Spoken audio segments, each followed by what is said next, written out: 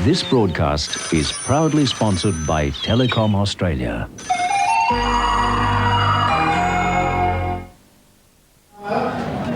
Good morning and welcome from the Overseas Passenger Terminal here in Sydney, where all the excitement is really happening as the countdown to the Olympic 2000 decision begins. With me this morning, Gary Wilkinson.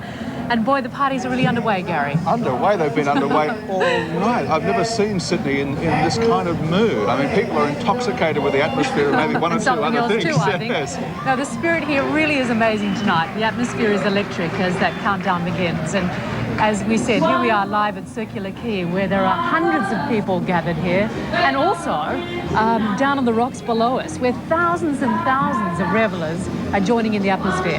Tens of thousands of people jammed down there and all around the harbour foreshores, but down here at Circular Quay they've got huge video screens so that they can see what's going on. They can see the celebrities, and there are many of them, former, present and future Olympians arriving here at the Overseas Terminal, where there is a huge party in progress for 800 specially invited guests who've put enormous effort into the Sydney bid. Yes, indeed they have. Many of those special guests, by the way, will be meeting later on during the program this morning. Former athletes and budding athletes will be meeting those stars. Stars, hopefully, who'll be competing here in Sydney in the year 2000 for the Olympics. But that decision we'll find out, in about just under an hour's time from now. So it's going to be a very, very exciting and historic moment for all of Australia. It'll be fantastic if Sydney can win these Olympic Games. I mean, people say, what's in it? I mean, how much is it going to cost? Can we possibly afford it?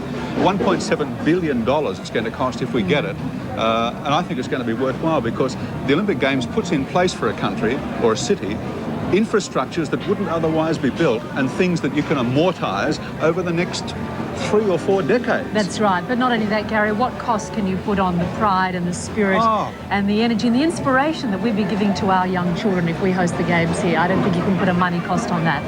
But anyhow, we have to leave you here from Circular Quay at the moment. We'll be back later on in the program. But for now, it's back to Monte Carlo. Les, you kept pointing me to 2 when I was...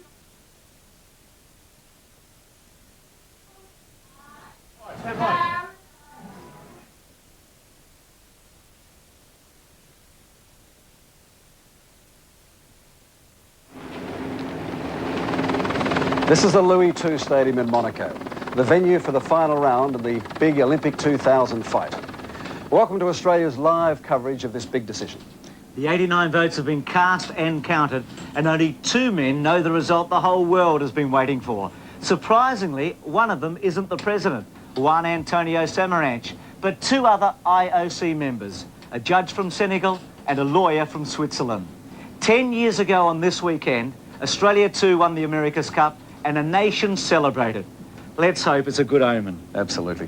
Over the next hour, what you're going to see is the special IOC television program.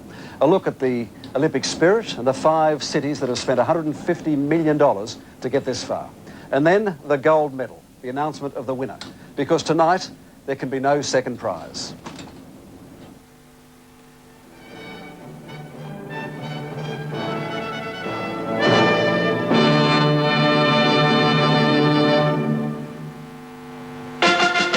Inside the hall, gymnastics hall, there's a tremendous atmosphere. The Australian team has been here for about 3 hours in their peach T-shirts, and they've been joined by the delegates from Berlin, Manchester, China and Istanbul, and there's a tremendous atmosphere. Waltzing Matilda has been ringing throughout this gymnastics hall, and we're all eagerly awaiting the announcement, which will be coming shortly.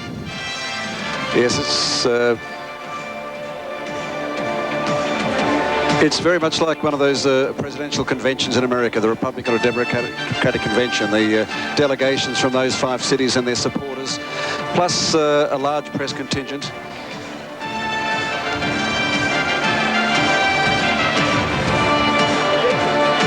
And this is the coverage we're getting from the International Olympic Committee. This is their official program, which will take about an hour.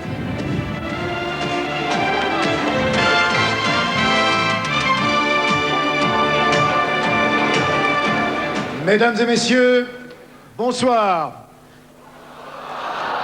Bienvenue à Monte-Carlo, puisque c'est ici, dans cette cité monégasque, que sera désignée la ville qui organisera les Jeux Olympiques de l'an 2000.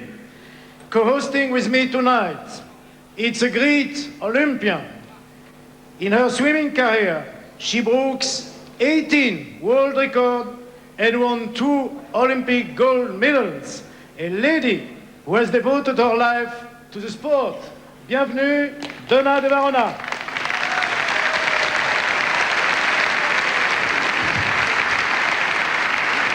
Bonsoir and merci. Thank you, Boris Quadro. It's only my pleasure to be sharing the podium with Boris because he is one of the most famous and respected sports commentator in all of the French-speaking world. And what a session we're hosting now. I'd also like to thank Your Serene Highness, the Sovereign Prince of Monaco, your family, and all the volunteers here. Let's give them a hand.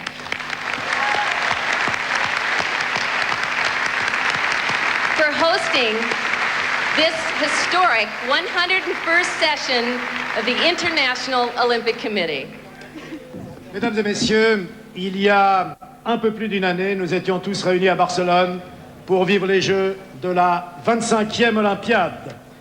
Tout avait commencé à Lausanne le 17 octobre 1986, lorsque les Jeux avaient été attribués à la cité espagnole. Souvenez-vous. À la ville de Barcelone.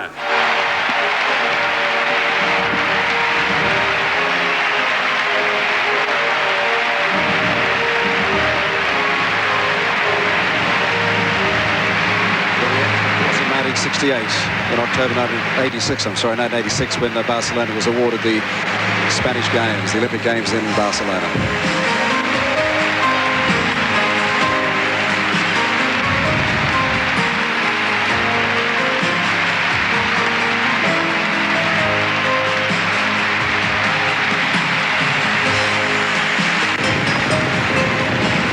Memories come flooding back. One of the outstanding opening ceremonies. It was an elegant and friendly Olympics. But it was just 3 years ago the International Olympic Committee met in Tokyo to choose the city that would host the games that would celebrate 100 years of the modern Olympic movement. The International Olympic Committee has awarded the 1996 Olympic Games to the city of Atlanta.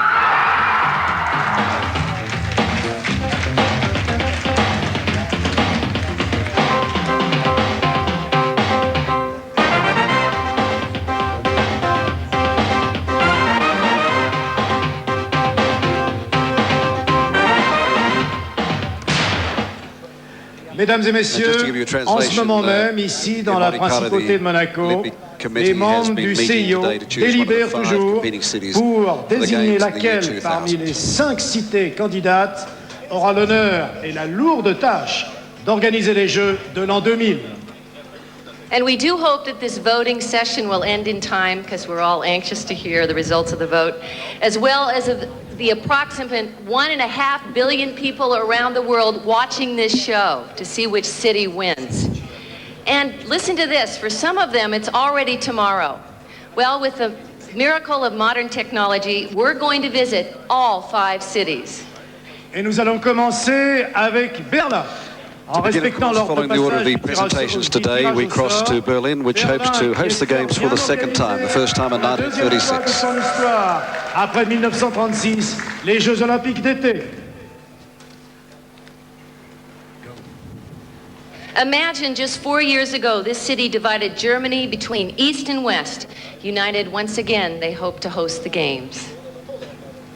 We have crossed the Mediterranean, the Indian Ocean, and the Pacific to the breathtaking harbor of Sydney, Australia.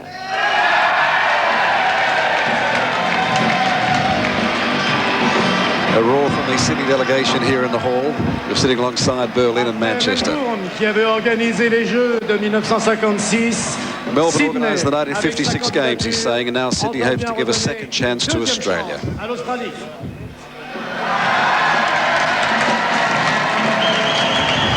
It's a great sight, Bruce. Oh, it sure is, Ray, and high hopes here.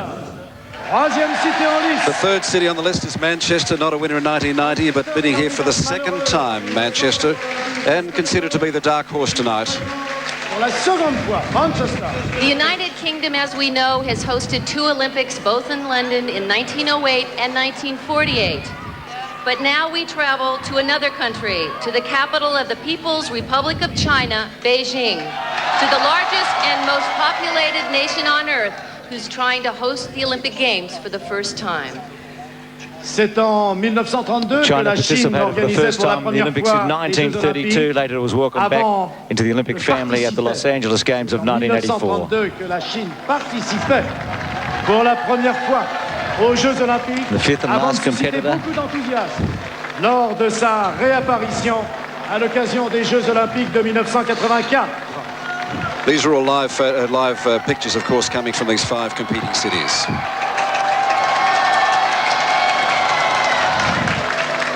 Enfin, Istanbul.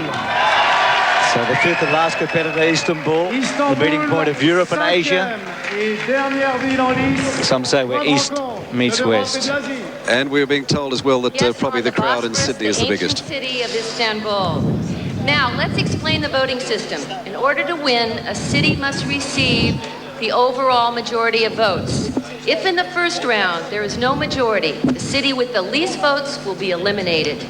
And then the members will proceed to a second round.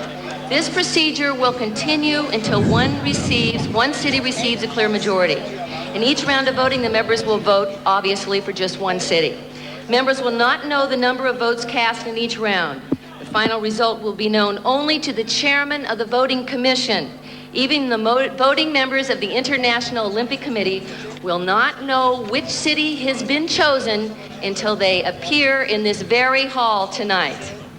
Quelques mots sur Just la the procédure de translation vote again, here a de la few place words simple et about how the compliquée. vote is conducted. Pour l'emporter, It's a secret vote, one man or one woman per vote, one vote. On the elimination basis, someone said a little bit like musical chairs. The least votes means that you're out. And we get down to 4, and then we get down to 3, and if it goes that far, we get down to 2.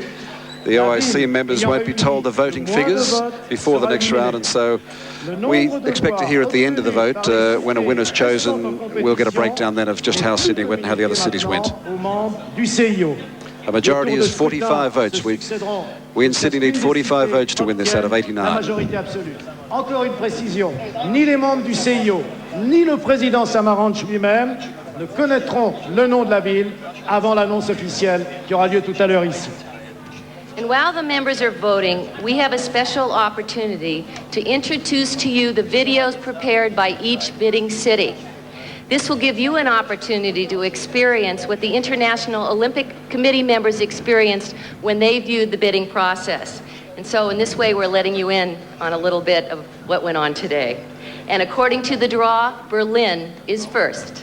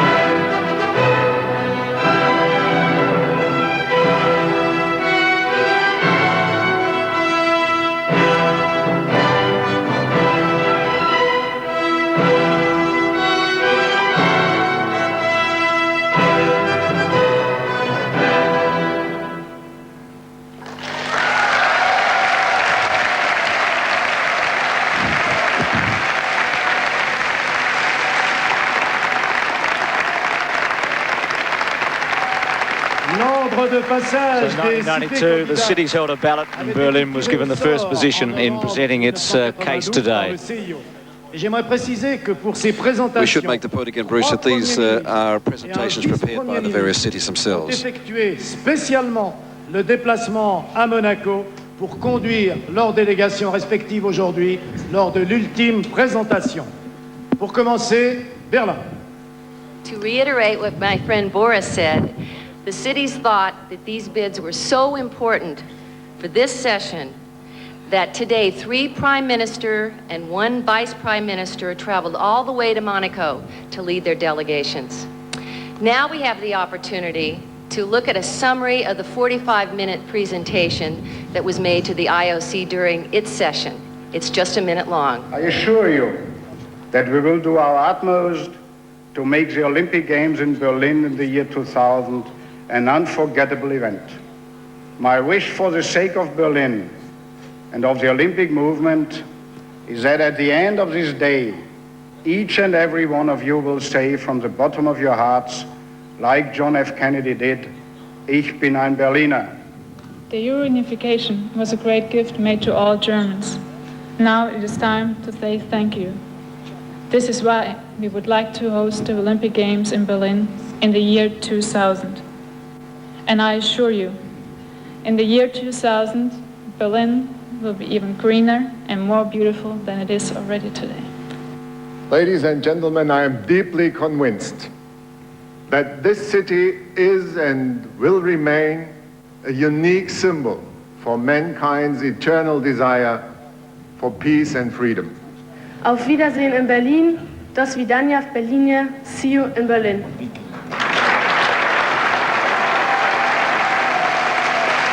And now we go to the second city, Sydney, watched in the royal box by the Prime Minister and Mrs. Keating, who are there with Prince Rainier. Here's an excerpt from the presentation today.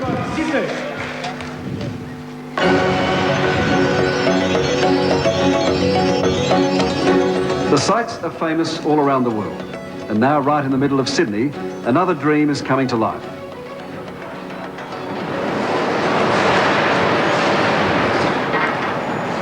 Most of the events for the Sydney Olympics will be held here, a huge waterfront site at Homebush Bay, just 14 kilometres from the city centre. The facelift began 2.5 years ago, and there have certainly been some changes since then. And there's obviously still a lot to be done around here, but believe it or not, by the year 2000, this land, about 650 hectares altogether, will have been transformed into one of the most sophisticated sporting venues that's ever been built. And athletes in 14 different sports are going to be running and jumping and throwing around here, sweating it out, trying to win gold.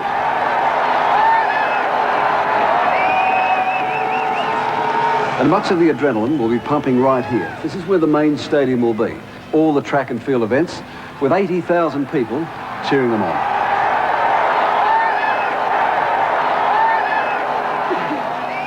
And there won't just be fireworks on the track. This will also be the venue of the spectacular opening and closing ceremonies. The Athletes' Village will also be in the complex. First time in Olympic history, all the athletes will be housed in the one village. Just a short walk, and competitors will be ready to take part in football, fencing, gymnastics, swimming, archery, and more than half a dozen other sports being held here at Olympic Park. All the other events are within 30 minutes of here. The rowing and canoeing at Penrith Lakes, the road cyclists racing through the beautiful bushland of the Royal National Park, equestrian at Eastern Creek, and the shooting at Holsworthy. And then there's Sydney's renowned harbour. While the yachts sail their way to Olympic glory, a host of other sports are going to be taking place right under the shadow of the harbour bridge, including the basketball, weightlifting, table tennis, judo, boxing and wrestling. It'll be a fantastic spectacle, and for the very first time in Olympic history, all the events will take place in the host city, Sydney, ready and waiting for the 2000 Olympics.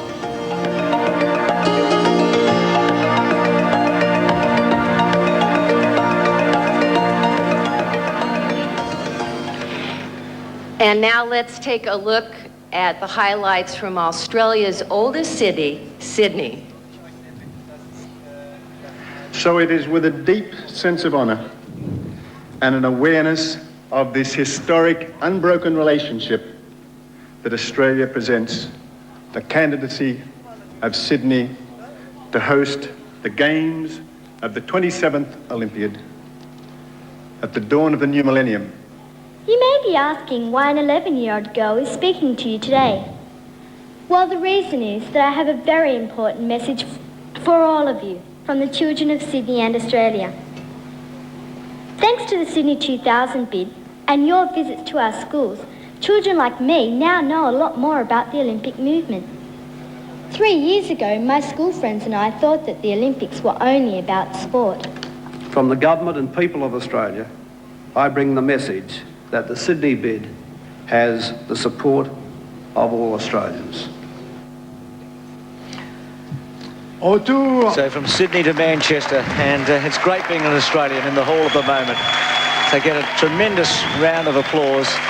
As Ray mentioned a moment ago, Mr. Keating and his wife are watching from the Royal Box. So we go to Manchester now, who are also there in Tokyo. And there's Linford Christie, the great Olympic and world champion.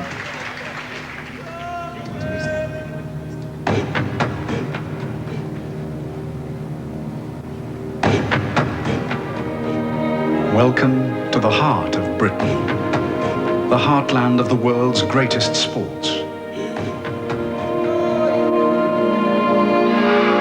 Welcome to Manchester.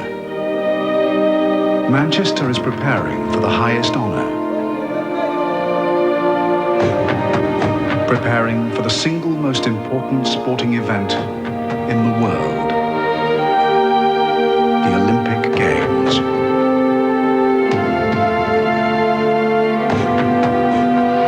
Manchester is famous not just for its buildings, but for its people, warm and friendly. A friendliness we extend to all who visit and all who stay.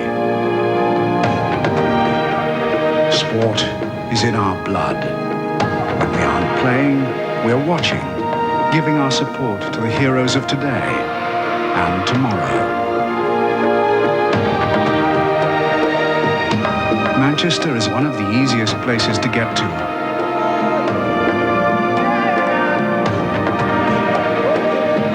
A city surrounded by world-famous natural beauty and cultural excellence. It's an inspirational setting for the greatest celebration of sport. And right here, in the heart of the city, we are preparing the venues of sporting excellence. Venues where the world's athletes can truly aspire to the Olympic ideals. Faster, higher, stronger. And in the year 2000, we will show the world the true meaning of the Olympic Games. Courage, honor, sportsmanship, fair play.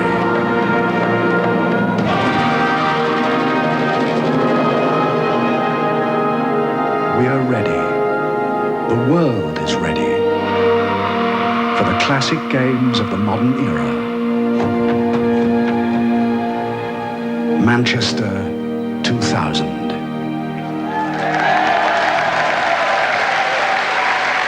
Manchester, an historic city in the north of England. Let's take a look at your 1-minute summary. I commend Manchester's bid to you. This will be an athlete's games. British sport, all of us from the NOC to the most humble club in the land, are united behind Manchester and their bid to bring the Olympic Games to the very heart of our country. Our development plans offer employment for Manchester people and a substantial legacy for the entire Olympic movement. The city may be Manchester, one of our great cities, but this is a British bid. It has the full and utter support of the government.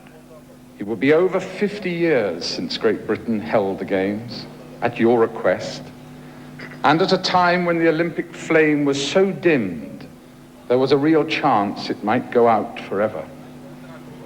You trusted us in 1948, when the world was dark. In the bright dawn of a new century, you can trust us.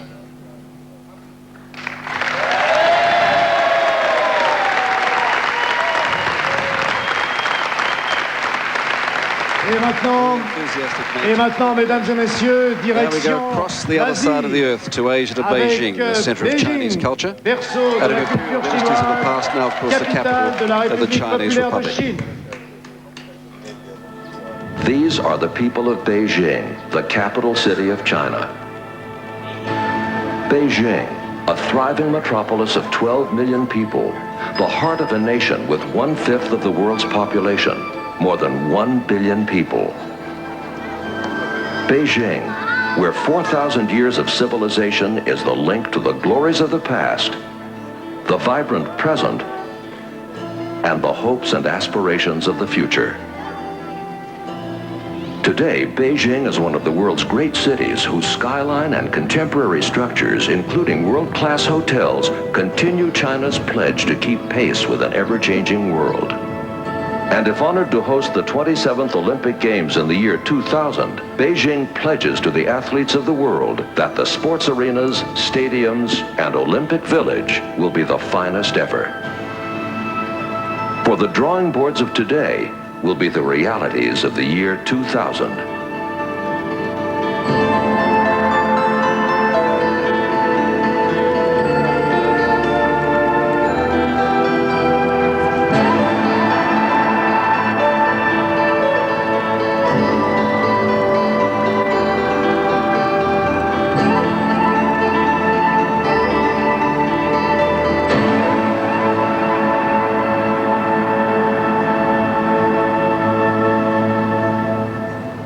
Within sight of the present and future Beijing, its historic places remain as a testament to a dedicated people. The Forbidden City that holds centuries of culture and tradition. The Great Wall, a man-made monument to a people who have given civilization endless fruits of inventive genius. Today, the Chinese people's commitment to sport, physical fitness, and the principles of the Olympic movement remains unbroken. From a simple beginning at the 1932 Los Angeles Games, when China sent a single athlete, to Barcelona in 1992, where 251 athletes marched in the opening day ceremonies. There are monuments of stone and steel that are testaments to a nation's existence. But the vibrancy of a society is more than just what man can build. The measure of a nation will in the end be remembered above all else for its people. And the people of Beijing and all of China await with pride the nations of the world in the year 2000, the dawn of a new millennium. As we all know, this is China's first ever bid for the Olympic Games. Let's take a look. Si cet honneur échoue à Pékin, nous ferons tout ce qui nous est possible pour que l'idéal olympique soit propagé à une ampleur sans précédent et que l'universalité de l'olympisme soit pleinement mise en valeur. Mr. Harry Fogg of Hong Kong, who is with us here today, will donate the stadium of 100,000 seats, showing their wholehearted support for the Beijing 2000. Today, with the possibility of hosting the 2000 Games in Beijing, our athletes now feel they have a chance to return that gesture of welcome and friendship. It is my hope that you, distinguished IOC members, will give them this chance. We hope you vote for Beijing. Thank you very much. Merci beaucoup.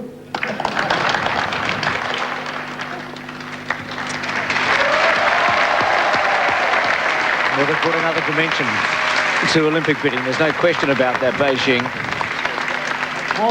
So from the favourite to the outsider, Istanbul. Istanbul, la ville qui symbolise l'union des continents, reliant l'Europe et l'Asie.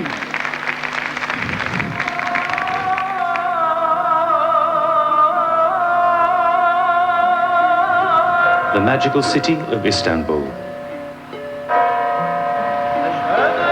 A meeting place of religions, cultures, peoples and continents with a glorious history that stretches back over 3,000 years. This is a city proud of its environment, proud of its people, and proud of its past. But there is more to Istanbul than a nostalgic yearning for what was. This is a city on the move, a city confidently facing the next century, the next millennium. 8 million people from 26 different ethnic groups have made their homes in Istanbul. 48% of these are under 20 years old. This is the youngest population in Europe, a population that gives the city its cultural and artistic riches. Istanbul, a modern city with an ancient setting, at the crossroads of East and West. And it is against this matchless backdrop that Istanbul will stage the 2000 Olympic Games. As a symbol of peace, tolerance, and economic success in an emerging region of the world, Istanbul offers the Olympic family a unique platform to send this message of peace to a watching world.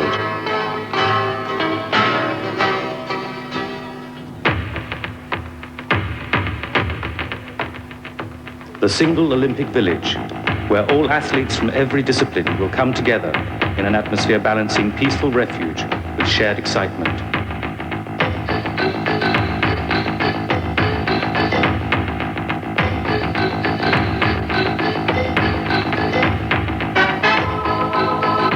This compact village is just 10 minutes from the magnificent Olympic Park, where 15 of the 25 Olympic sports will be contested. This park, built expressly for the 2000 Games, will be a permanent foundation for the Olympic movement to promote its ideals at the point where Europe and Asia meet. The climax of this park is the 80,000-seat Olympic Stadium, centrally located at the highest point. It will furnish the athletes with ultimate state-of-the-art facilities in which to train and perform to their full potential. And after the Games, this park will become the Eurasian Olympic Centre, a much-needed venue for the athletes of the 21st century, for the young athletes of Istanbul and this emerging region. Istanbul's Olympic Park will ensure the prosperity of the Olympic ideals, a symbol of fair play, brotherhood, and solidarity. It will bring together athletes from around the globe and create an enduring legacy of peace. In Barcelona, 172 nations attended the Games, confirming the expanding role of the Olympics. Well, Istanbul is also a first-time bidder. Welcome, and let's listen to. My people, my very competent friends here, just extended out to me a piece of paper saying, this is what you are to read out to the audience. But I decided not to do that. I decided that I would reach out to you with my heart.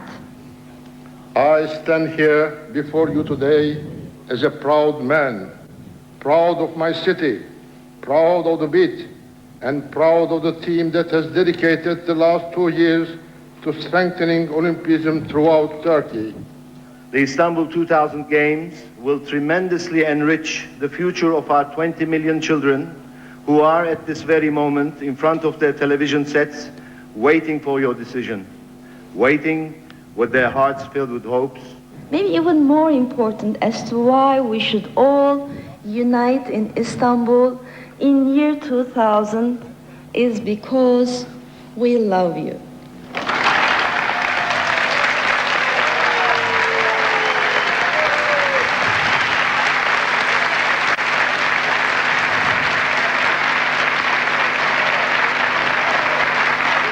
Mesdames et messieurs, il est un peu Now we're going to have a look at the International Olympic Committee headquarters, remembering that back in June, the IOC made a dream into a reality, the dream of Baron de Coubertin's de Lausanne.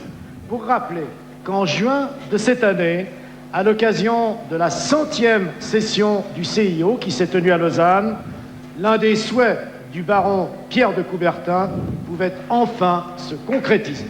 It was the opening of the long-awaited Olympic Museum in the Olympic city of Lausanne, Switzerland.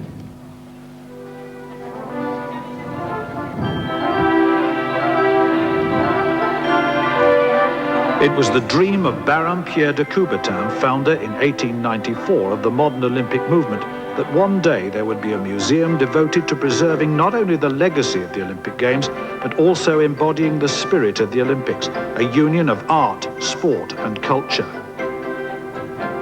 Juan Antonio Samaranch, president of the International Olympic Committee, was determined to fulfill de Coubertin's dream by creating a new museum reflecting the Olympic ideal. Nearly 100 years of Olympic artifacts and equipment from de Coubertin's original museum have been carefully collected.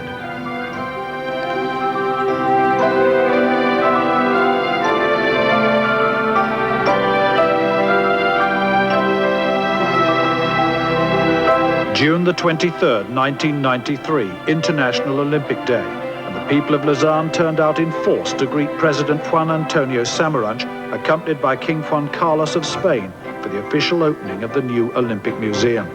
The museum is a celebration of Olympic history that can be enjoyed by all. At last, Baron de Coubertin's dream has been realized.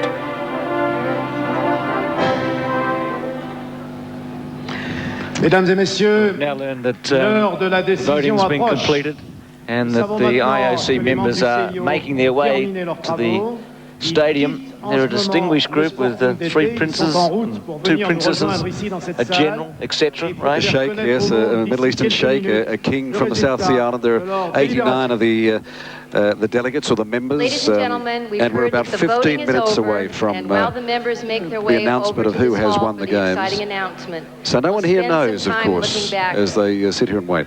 in history for the reason why we're all here and Prime today, Minister, to look 3 at those from the great right, sporting and moments that make Anita us so Keating 2 from the dedicated right, to the with Olympic Prince Rainier just on the left of Pretty much in the centre there, isn't he? And John Major, of course, is there in that royal box as well as the honoured guests.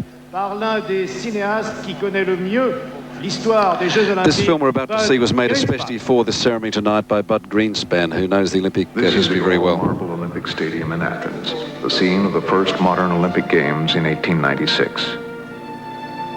It was here that 311 athletes from 13 countries marched in the opening day parade. The fulfillment of founder Baron de Coubertin's dream that the youth of the world could compete on the athletic field in friendly competition to improve the human race and strengthen understanding amongst all peoples. This philosophy to ennoble and strengthen sport has flourished through the 20th century. And today the world awaits the historic announcement, the naming of the city that will host the Games in the year 2000, the dawn of a new millennium, the continuation of a tradition that will be more than a century old. But leading to the millennium, 2 great cities will play host to thousands of young athletes from many countries.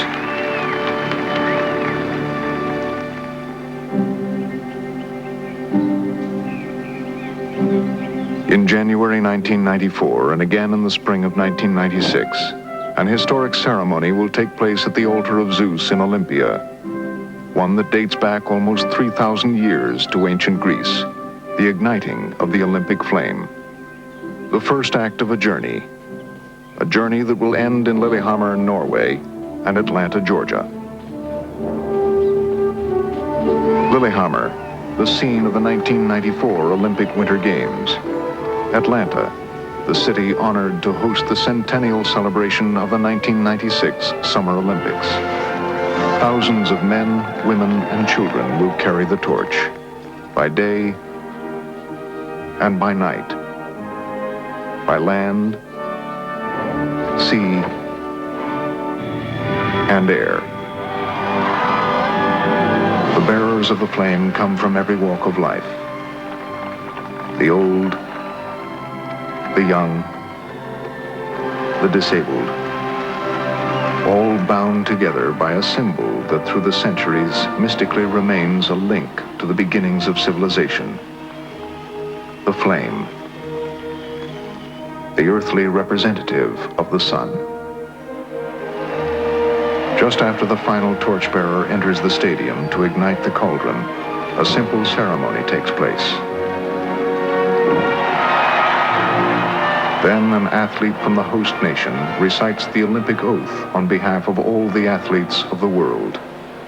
We swear that we will take part in the Olympic Games, respecting and abiding by the rules that govern them, in the true spirit of sportsmanship, for the honor of our country and for the glory of sport. What is it, these Olympic Games, that separates it from all else? Surely it's the ultimate in talent, dedication, pride, and endurance. But it is more than these. Perhaps most of all, it is the fulfillment of a dream that one day, at a given moment, on a given day, something magical will happen. A performance that will earn the right to stand on the top step of the victory platform, to become the finest in the world,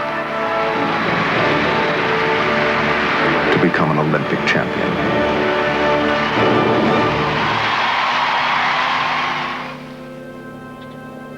In the recorded history of ancient Greece, it is well documented how the populace idolized their athletes. Philosophers, orators, and poets sang the praises of their champions. In the Odyssey, the poet Homer wrote, "There is no greater glory for a man as long as he lives than that which he wins with his hands and feet." And so in 776 BC, history records that the first Olympic Games took place. And with it, the start of a festival that through the centuries has endured. An everlasting testament to the philosophy of the ancient Olympiads, that these games are truly the truce of gods. And through the decades, the 5 multicolored rings, the joining together of the continents of the world, have symbolized the Olympic philosophy. For it has been written, these games are the only moments in the history of the world when so many nations come together in the same place at the same time in an association of friendship. And now as the Olympic Games move toward the next century and new horizons, the greatness of the past and present and the hopes and aspirations of the future have been immortalized in Lausanne. In the summer of 1993, President Juan Antonio Samaranch presided at the opening of the magnificent Olympic Museum so that this generation and generations not yet born can live and relive the glory of more than 1,000 years of Olympic achievement. The marathon run commemorates one of the most critical times in the recorded history of man. Dating back to the year 490 BC, when a small band of Athenian soldiers repulsed an invasion by a superior Persian army. There, on the plains of Marathon in Greece, an heroic group of warriors won the battle that many historians claim saved Western civilization as we know it today. When victory was assured, a lone Greek warrior ran the hills and mountains of his beloved homeland to Athens to tell those who waited all the news from Marathon. And as he moved over the hills and the countryside, his feet were cut by jagged stone, but he continued on. Soon he reached the center of Athens and shouted the joyous words to the populace, "Ne Nikikemen," "Yes, we are victorious." Those were his last words.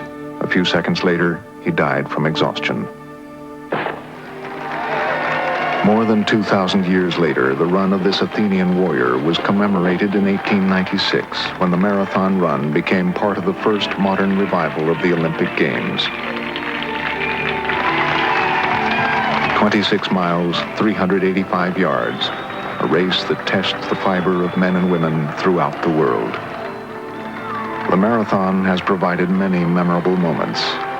In Helsinki in 1952, Emil Zatopek of Czechoslovakia, running in his first marathon, was greeted by a cheering crowd resounding through the stadium.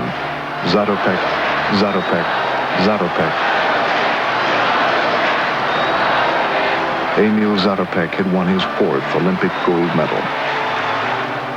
8 years later, Ethiopia's Abibi Bikila, running barefoot, won Ethiopia's first gold medal at the Rome Olympics.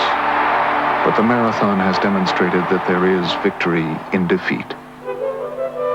John Stephen Akhwari of Tanzania, the last man to finish the marathon in Mexico City in 1968. Bloodied and bandaged, he finished more than 1 hour after the winner. A voice called from within to go on, and so he went on. As he moved toward the finish, one journalist was already writing his story.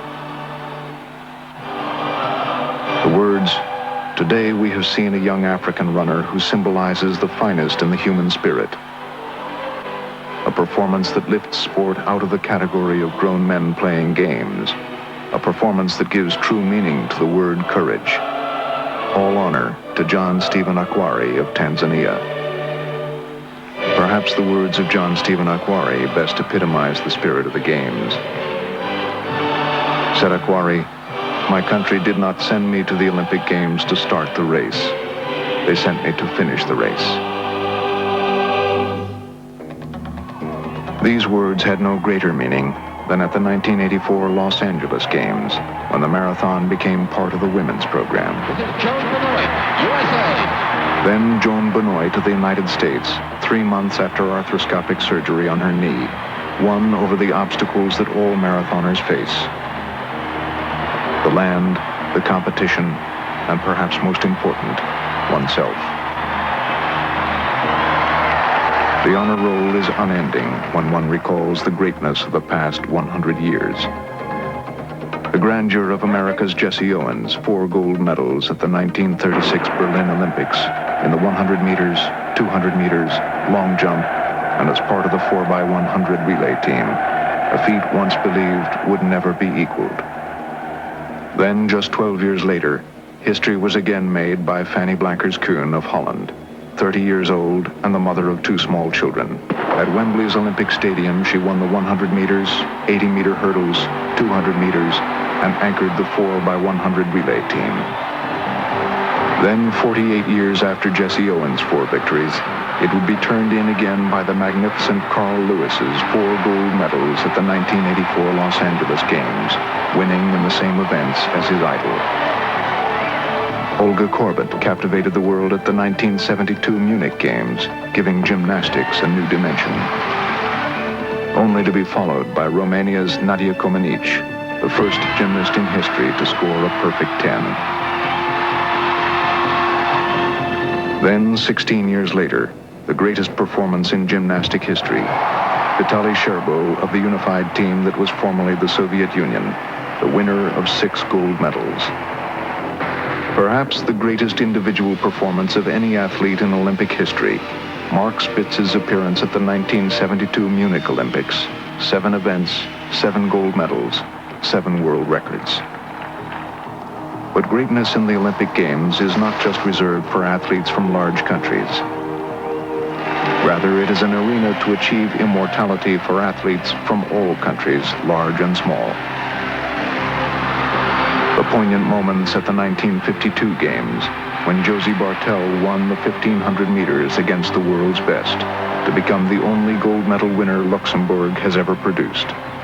Who can forget when Nawal El Moutawakil became the first woman from an Arab nation and the first Moroccan to win a gold medal in 1984?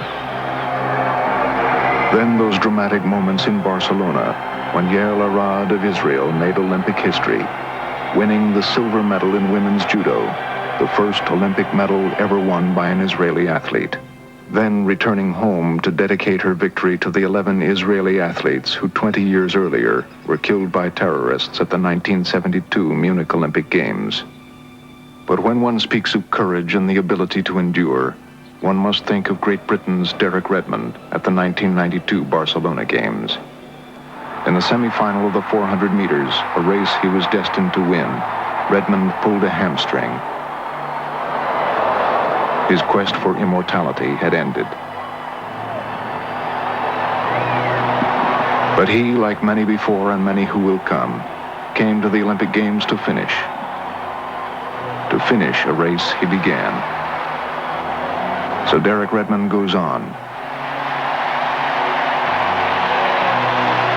But Derek Redmond was not alone. From the stands came his father, Jim. Together, Derek and Jim Redmond made their way to the finish line.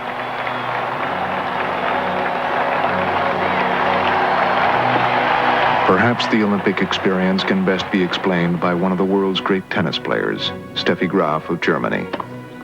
In 1988, she reached the heights by winning the Grand Slam of tennis, the Australian, French, and Wimbledon championships, climaxing her amazing performance by winning the US Open. When asked if winning the Grand Slam was the most important happening of her life, she did not pause a moment. She said simply, "The greatest moment I ever had in sport was winning my Olympic gold medal."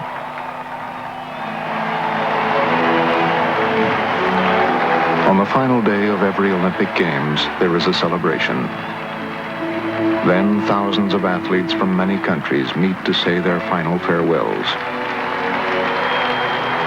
And so as the Olympic movement prepares to celebrate the Winter Games in Lillehammer and the Centennial in Atlanta, there are remembrances of the past and hopes for the future. A glorious history of young men and women who through the century have reached for the stars, and some have been fortunate enough to grab hold. It is a history personifying the highest form of the human spirit. And because of it, all of us go back to our homes the better for it. And so the tradition goes on. They have all dared valiantly in the pursuit of excellence. Feelings unknown to those whose lives have never experienced the challenge of victory and defeat. Even more, they have dreamed their dream. Those chosen few who with talent, pride, and courage have endured. And so too has the Olympic movement endured. And looks forward to Lillehammer, Atlanta, and then to the next century, when once again the youth of the world will meet on the playing fields of another great city, the dawn of a new millennium.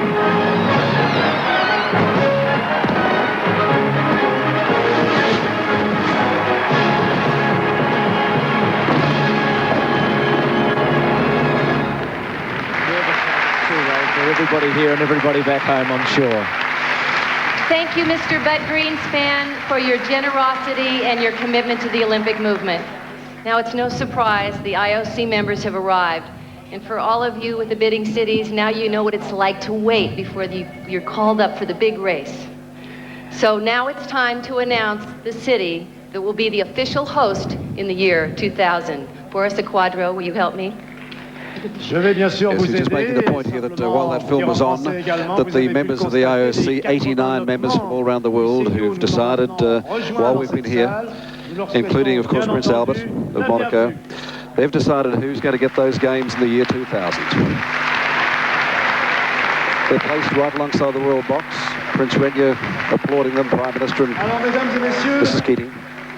Ainsi que Donna vient de le dire, il ne reste plus que quelques instants avant le moment fatidique.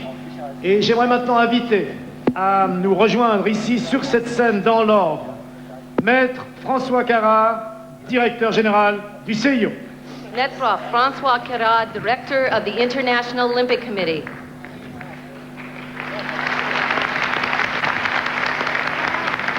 Madame Anita de France, scrutateur, membre du CIO aux États-Unis. Anita de France, member of the IOC in the United States. Maître Marc Hodler, président de la Commission des Finances, membre du CIO en Suisse. Maître Mark Hodler, Chairman, Finance Committee, IOC. He's one of the two men who know the result. You made the point earlier, Bruce, that in fact there are only two men, including Samaranch does not know, even though he's the president, he's the influence, but he doesn't know. And here's the other man, the Senegalese judge. They were the scrutineers, they took all the votes today. Le quatrième vice-président du CIO, Dr. Kim Un-Young, membre du CIO en Corée. Dr. Kim Un-Young, fourth vice Now president. the vice presidents are being introduced, which will include Kevin Gosper. There are 4 vice presidents in the International Olympic Committee. Membre du CIO en Russie. Third vice president, Mr. Vitaly Smirnov, IOC member in Russia. These men are all candidates to take over from Mr. Samaranch when he does retire. Gary Neiwand, membre du CIO en Australie. Second Vice President, Mr. Kevin Gosper in Australia. Et le premier vice-président, Monsieur Jianyang He, membre du CIO en République populaire de Chine. First Vice Chairman, and in the Chinese way, Mr. He. So China and Australia both represented here in these vice presidents.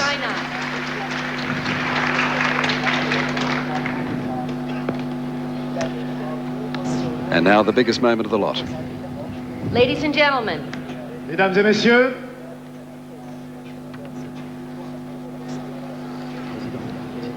The President of the International Olympic Committee. Le Président du Comité international olympique. His Excellency Juan Antonio Samaranch. Not a controversial figure, but clearly a man respected, a man who, it's believed, could actually the Olympic anthem. decide this.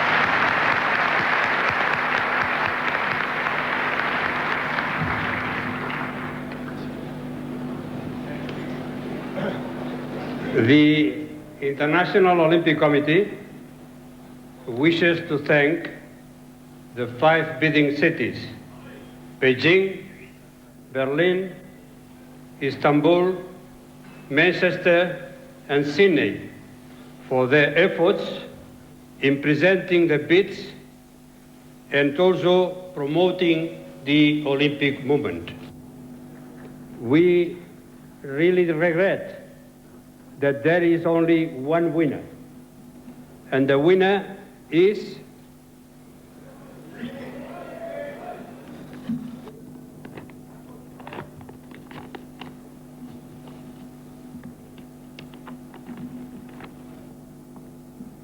The winner is Sydney, Australia. What a great moment.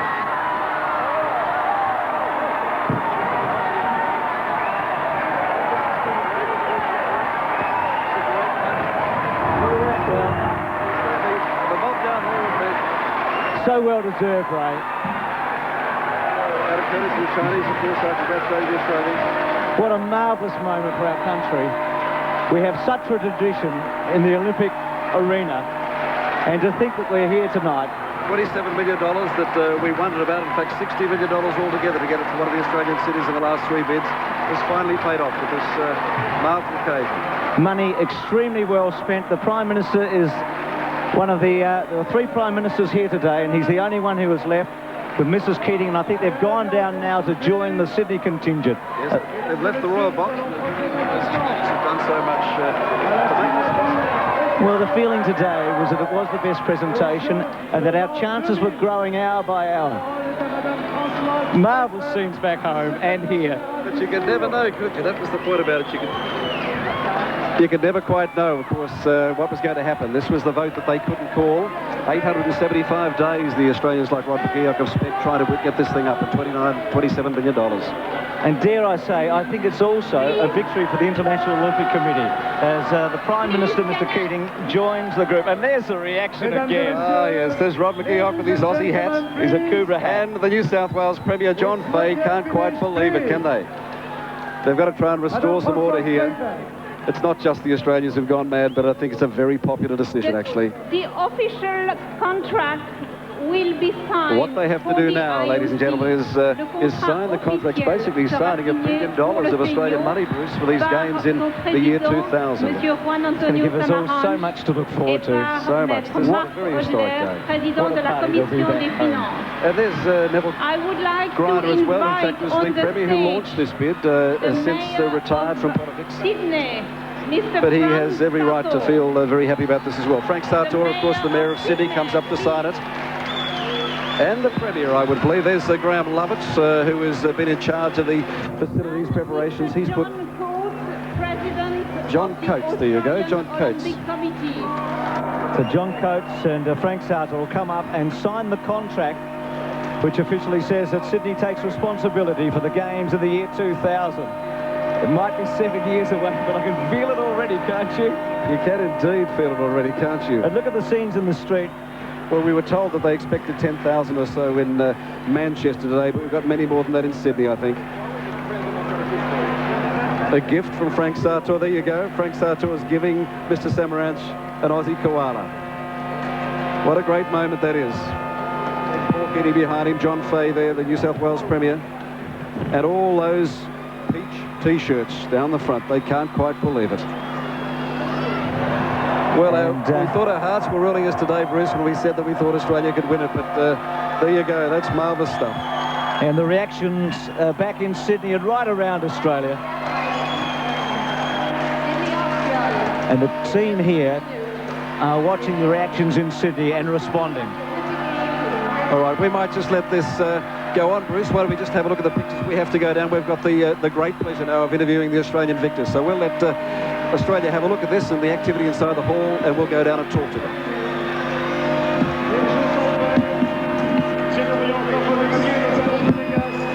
Pour leur hospitalité et leur parfaite organisation.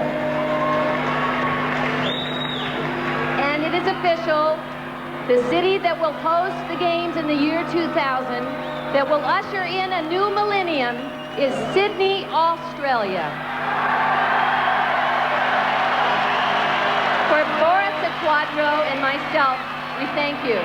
And for those cities who did not win, as an Olympian, I would like to say that I wish you could all win, stay in for the good fight. This was the most extraordinary bidding process in the history of the modern Olympics. Thank you for taking part. Goodbye, farewell, and au revoir. For Boris Quadro and me, congratulations to Sydney.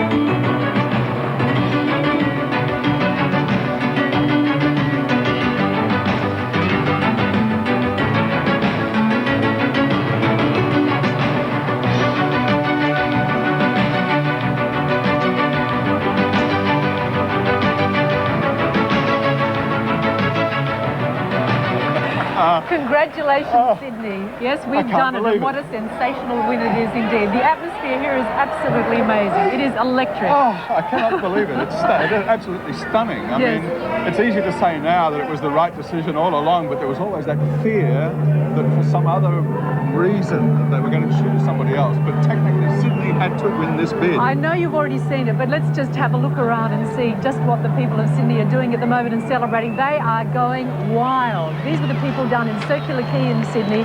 Tens of thousands of people who are just absolutely hysterical with excitement. Well, Sydney, of all the bidding cities, believe it or not, has put in the most conservative estimate, the most conservative budget for the year 2000 Olympic Games at $1.7 billion. We will get every dollar's worth and more out of that, don't you worry. The infrastructure, the facilities that are going to be built in Sydney, with the people that are going to come here, and with the rest of Australia that's going to be exposed to the world with tourism. The result is going to be phenomenal. The shot in the arm this is going to give to the Australian people, to the economy, not only of Sydney, but the rest of the country, will be absolutely phenomenal. Well, if anybody in Sydney was asleep at the moment, they've just been woken up by this almighty fireworks display to celebrate the fact that Sydney has won the rights to host the Olympic Games in the year 2000. We have a magnificent display happening at the moment over Sydney Harbour. Those fireworks really are spectacular, and what a fitting place it is. Couldn't you really say that Sydney has been built as a modern city to host the Olympics? I can't hear myself thinking. It is just fantastic. The spectacle, the noise here at Harbourside, the people wiping away the tears, including three-time Australian Olympian Dawn Fraser, triple gold medalist, Melbourne, Rome and Tokyo, sitting here with us now at Circular Quay. Dawn, for you, this must be a phenomenal moment. It's probably the greatest dream I've ever dreamed about. I felt extremely confident. I've always felt confident because I've been on the bid committee. I've looked at our technical bid, our security, our offerings to the athletes and to their spouses. And I just think that tonight that the whole country is celebrating the year 2000. Sydney will be able to host the Olympic Games. And all those 10 and 12 and 14-year-olds that are out there, congratulations, train hard. And if you need any help, all the old Olympians are here to give you a hand, because we're going to win a lot of gold medals in the year 2000. As you can hear, there are a few people out on Sydney Harbour at this early hour of the morning. They're out there on boats, they're on ferries, they're on sailboats and motorboats, and they're all enjoying this magnificent display that we are too behind us on really the most perfect setting in the world. It's about time they recognise that this is the place to be, don't you think, Dawn? I think it is. You know, we've got the beautiful harbour, and the thing that I think won Sydney the bid is the fact that the whole of the Olympic Games venues are only within 30 minutes of them. In Barcelona, we had transport problems. The drivers didn't know where to go to. They took sometimes 2.5 hours to get to a venue. That's not going to happen in Sydney. And all of those people that are out of work, now you've got to get off your backside and go and get some jobs, because there's going to be plenty of them. Hey, Dawn, don't you wish you could plunge back into the pool again and be competing that year? By the year 2000, we may have a Masters, and I'm all going now to back up the Paralympics and try and get the Paralympics now here in this city. That would be a fitting tribute and a way to finish the Olympics that first occur in the year 2000. Certainly would. Those crackers will out. They're really fantastic. Celebrate us, Sydney. Celebrate Australia. I don't think you're going to have to tell anybody to celebrate. I think they're all going to be out there doing it. In fact, everyone who's inside at Circular Quay at the moment has just bowed out onto the balcony here to watch exactly what's happening on the harbour. Tell me, psychologically, what do you think it's going to mean to the athletes to be able to compete in their own home?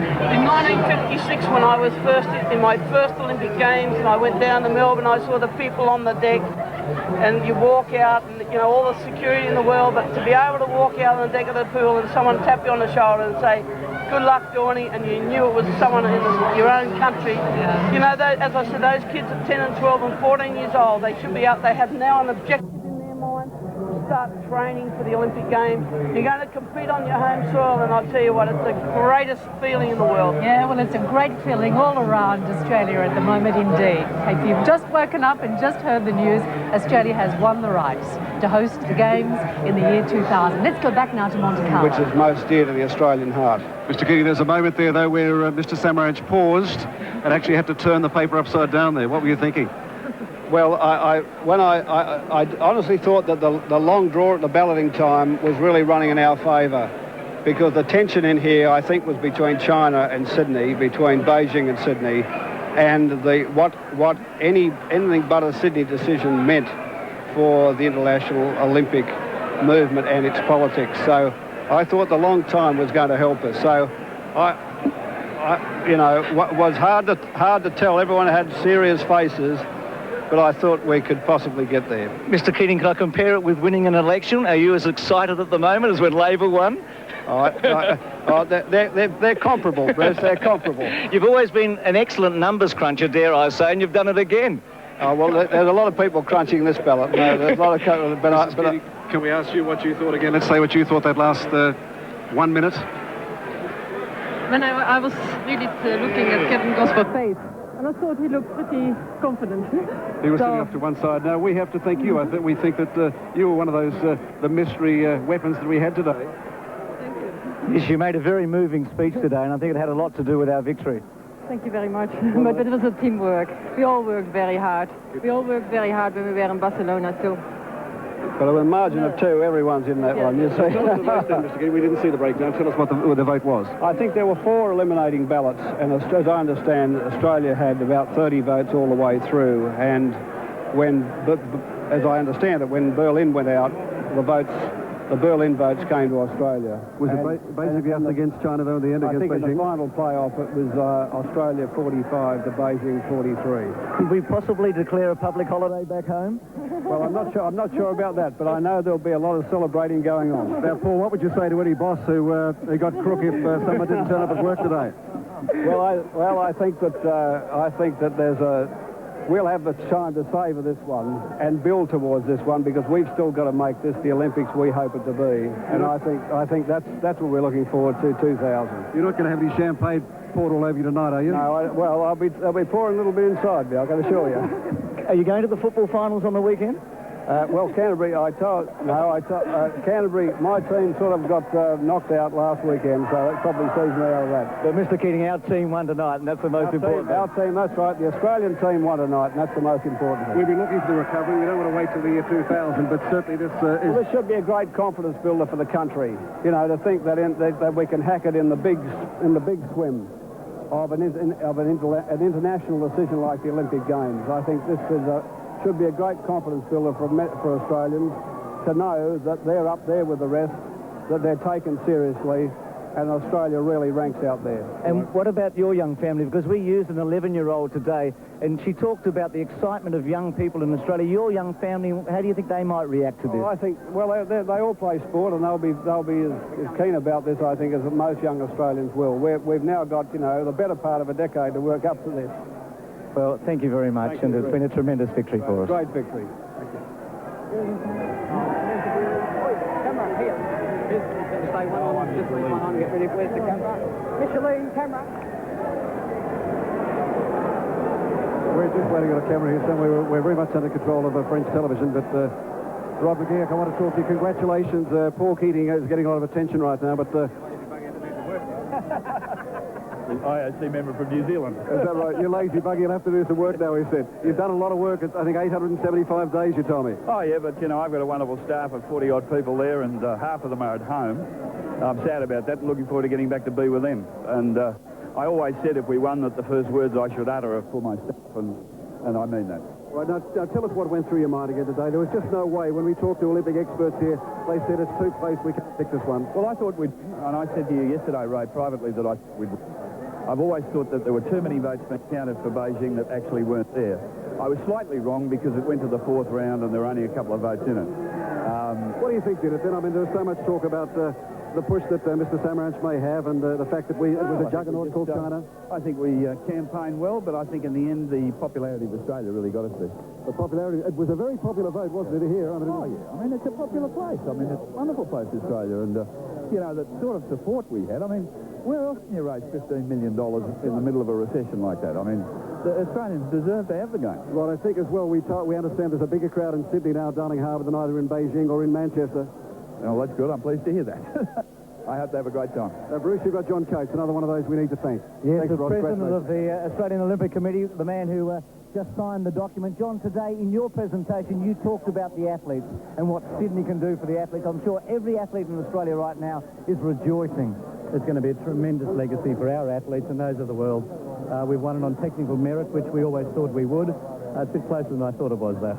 Your faith was never dim, though, because I know that all along you stood firm and you felt we had the numbers. Oh, we thought we had around the 30 in the first round. That's what we had. I was a bit surprised, as it turns out, that some of the Istanbul and Berlin votes didn't come to us, and it took until Manchester went out. But we got there. We sure did. I believe we were behind going into the last round, and we've ended up winning by 2 votes. We were behind by 3 into the last round, so we had to get 8 of Manchester's 11 to win. Tell us about some of the competitions that now may occur in Australia in the 7 years leading up. 7 years leading up, we are obligated in every sport to host a world championship or the like to prepare. Just for Australian sport alone, from the Olympic Committee, there will be another $100 million that we will be able to inject into sport. We will have a full team in every sport in Atlanta, and obviously we'll have a full team when we host the Games. The impact on Australian sport will be what it was for Melbourne in 1956. All right, John, congratulations. John Fahey, what's it mean to New South Wales? What's it mean to Australia? It means that merit has been recognised, sport's the winner, and the Sydney people have had a wish which has simply been overpowering right throughout the world to a point that that name came out of the envelope. I am just so thrilled for them, for the support they gave us. John, we saw some footage afterwards of when that decision was announced. You just about went into orbit. Well, I have to say that there was some pent-up emotion there. It's been coming for a long, long time, because you can wish for all you want. You still got to make it work. I think we made it work, but nevertheless, the burst of energy was there, and I let a little bit go. I'm delighted, though. I'm delighted. Of course, the task now begins. And could I say this, that we showed through this bid that we were capable of uniting as a community. If we can continue to do that, not just for the Games, but also for all that we do, that ingenuity, that brilliance that comes through at times, that's going to put Australia ahead in leaps and bounds, right down through to the Games and beyond. It's a cue then, Bob Carter, come in, because it was united. I can't remember since the America's Cup where all parties and all people have been together on this one. It was fantastic. It was a win for the people of Sydney, both sides of politics, the whole community behind this, and I think it was the reason we won. It was a contrast with the other bids, our competitors. We were united, our community, our political system, all our political leaders united behind this, making it a victory for the people of New South Wales. Can I go further and say it's a victory for Australia, because we know that now the cameras are going to come down, the focus is going to be, the spotlight's going to be on Australia. We know that, in fact, every part of Australia, from one end to the other, is going to benefit from this. Well, of course, we took people through the land in our presentation today, and we're Australians. The city was Sydney, but without any doubt, Australia is going to benefit as a result of that. All right, now, economically, again, gentlemen, what should we talk about? They're talking about 150,000 more jobs, maybe 7 billion. 156,000 jobs, $7.3 billion from the Pete Marwick assessment. I think the fact is that this is the catalyst that's going to get the confidence going in Australia. That's what we needed. We needed the boost. We've got it, and I think tomorrow they're going to go out with renewed vigour and do things even better than they usually do it. Bob, it clinches Sydney as the city of the next century. That's its absolute significance. We are the city of the next century. Let's talk about Australia too, Bob. Yep, a great win for Australia, no doubt about that. Congratulations. Let's just go across to Bruce. It's all yours. Thank you. Bon, mesdames, messieurs, j'ai l'honneur de vous communiquer les résultats. Well, share the spirit, Australia. Sydney has won the Games, but it was a close-run thing, 45 votes to 43.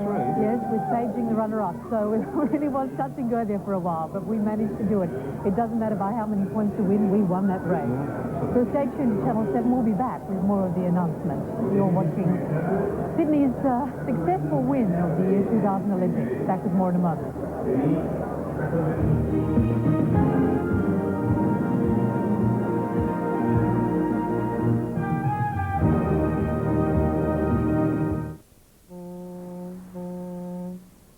Congratulations, Sydney, on winning the Olympic bid from one of your major sponsors.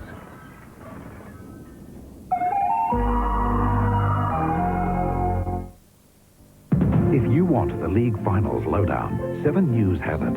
And because you need to know more, we'll still deliver Sydney's most complete news. All the day's major events and the inside story on league. Tonight at 6 on 7 Nightly News.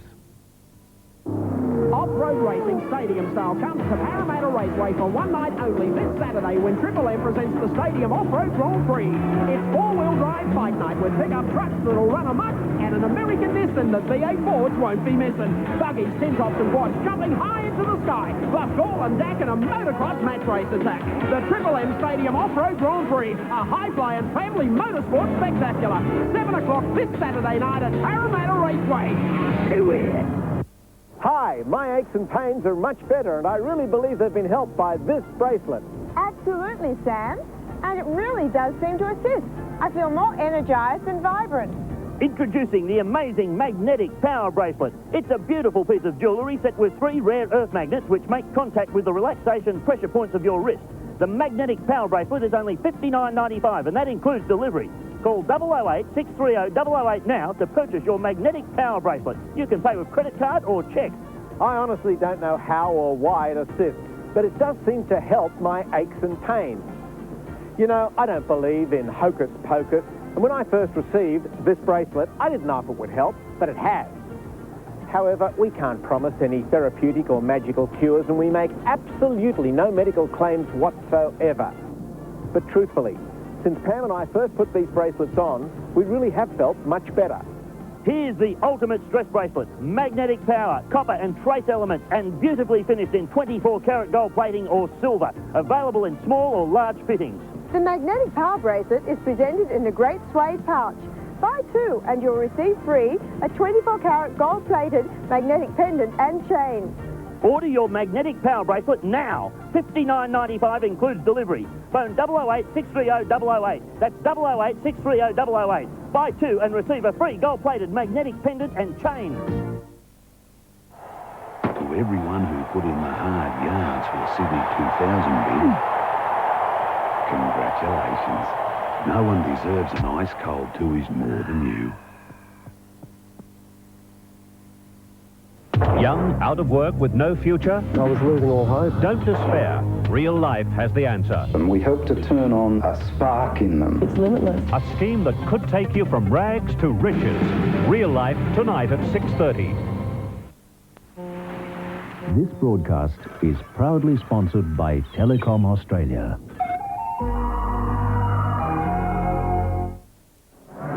Welcome back to Sydney in Australia. Well, believe it or not, we've won. We've won the rights to host the games in the year 2000. Your heart's still beating, is still it? going, yeah. And I think indeed you can hear everybody's hearts where we are here at the party in Circular Quay. But let's go down to where the people are in Circular Quay, and Andy Raymond is there with the town crier. With him? Hi, Andy. Hello, Anne. Yes, what an incredible feeling down here. 50,000 plus people all going absolutely wild. Forget about the year 2000 for the moment. We've got to get over the party tonight. With me is town crier Graham Keating. What an incredible feeling. The atmosphere is absolutely electric. You cannot describe it. We have all worked so hard for this moment, and it's finally arrived. May God bless the fair city of Sydney!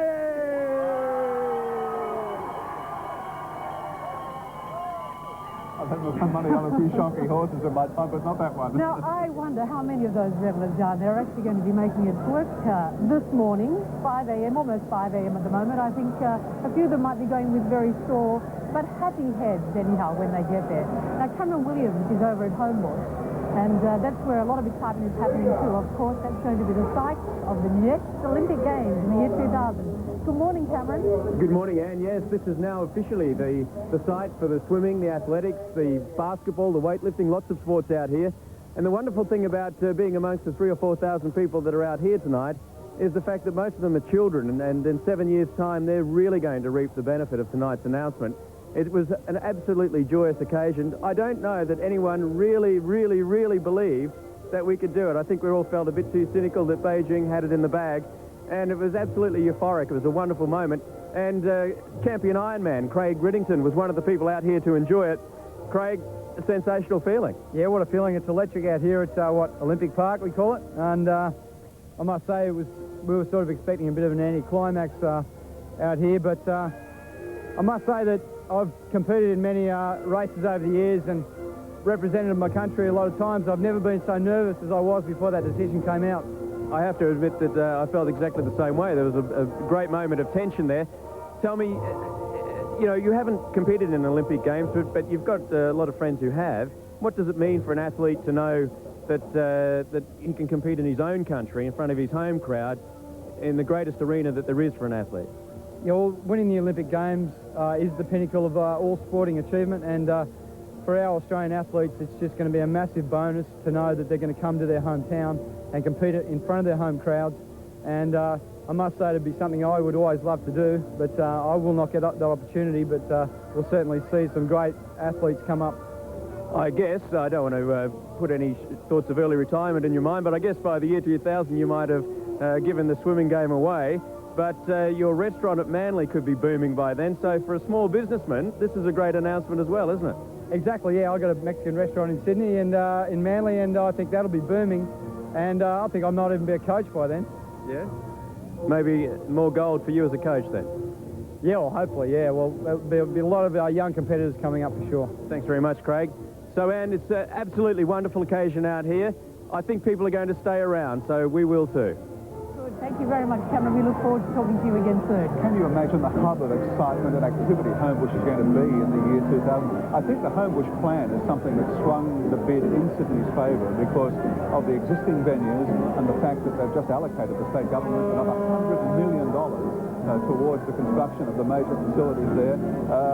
It had to swing the bid, Sydney. Yes, I also understand that we actually have progressed further with our building of our Olympic stadiums than Atlanta has for the next game, so that must have swung them as well. Let's take our check of reactions to this phenomenal decision right round Australia. We're going north to Brisbane now, where Paddy Welsh is with the Australian cricket captain, Alan Border. Well, Alan, the news is all good from Monte Carlo. Well, it's absolutely sensational, Patrick. I set the alarm to get up to the announcement and, well, over the moon. I suppose everyone in Australia should feel really proud of the effort that's gone in. It's just fantastic for Australia and Sydney in particular. You spent 4 of the last 5 months in England. Were they confident over there? Well, they were quietly confident in Manchester, and I just think Sydney is a far better venue than, well, anywhere else, and we'll prove that come the 2000 Games. A lot of hype about it, and I suppose now they can get down to the serious business of preparing for an Olympic Games. Well, that's right. I suppose it's you know, like a dream come true for all our athletes and people who have put all the effort in behind the scenes. But yeah, I think it's just absolutely sensational news, and you know, come on 2000, it's going to be great. Well, by the year 2000, you'll be a professional sports watcher by then. You'll be looking forward to it. I'll be putting in for tickets. Well, as soon as possible, Patrick. It's going to be a huge event, and get in quick. All right, well, thanks for staying up so late. Yeah, thanks very much, Patrick. It's been a pleasure. Good reaction there from Brisbane, and the people right around Australia are very excited by the news, because it really is an Australian win. It's not just a win for Sydney, it's a win for the entire country, and I think we can all be very proud. The games are going to be held in one city, but I'm sure that people right around the country are going to be involved. Well, our last home Olympics, our first home Olympics in Melbourne, were Australia's most successful to date. We won 13 gold medals there, which we've never done in any other Olympic Games. I wonder how many we might win in Sydney. Well, as John Fraser said just a little while ago, I think it's the inspiration of being able to compete in front of a home crowd. It makes you spur on with that little bit of extra energy. But talking about Olympians, right now Joanna Griggs is speaking with Julie McDonald. Good morning, Joanna. Good morning, Anne. If we can see you through the balloons. Absolutely incredible feeling in there when they announced it. Everybody jumped out. It's certainly a very emotional moment. I've got with me Julie McDonald, who was bronze medalist at 1988 in 800 metres freestyle, competed at the 1992 Olympics. Julie, will you go on till 2000? It was very tempting once everyone announced. Oh, couldn't believe it.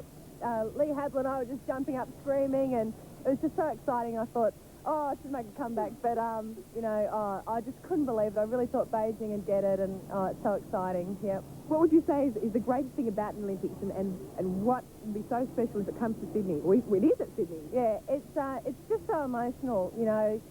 All the athletes, you know, they put their lifetime into training, and they get up there and they represent their country, and they're always so proud, and that's a big thing. And, you know, Australians are very emotional with their sport. They love all their sports people, and it's just so exciting. I just can't wait for the year 2000. I think it's great when you see so many people just grab anybody. Didn't even know half the people. Everybody was hugging each other. Yeah. That's what the Olympics does. That's right. It's all about being very emotional and getting to know everyone. And when something like that, and as big as that and being swamped by balloons, is, you know, comes to Sydney, I think, you know, everyone's just going to go just off their head, I think. You know, it's just going to be the best Olympics ever.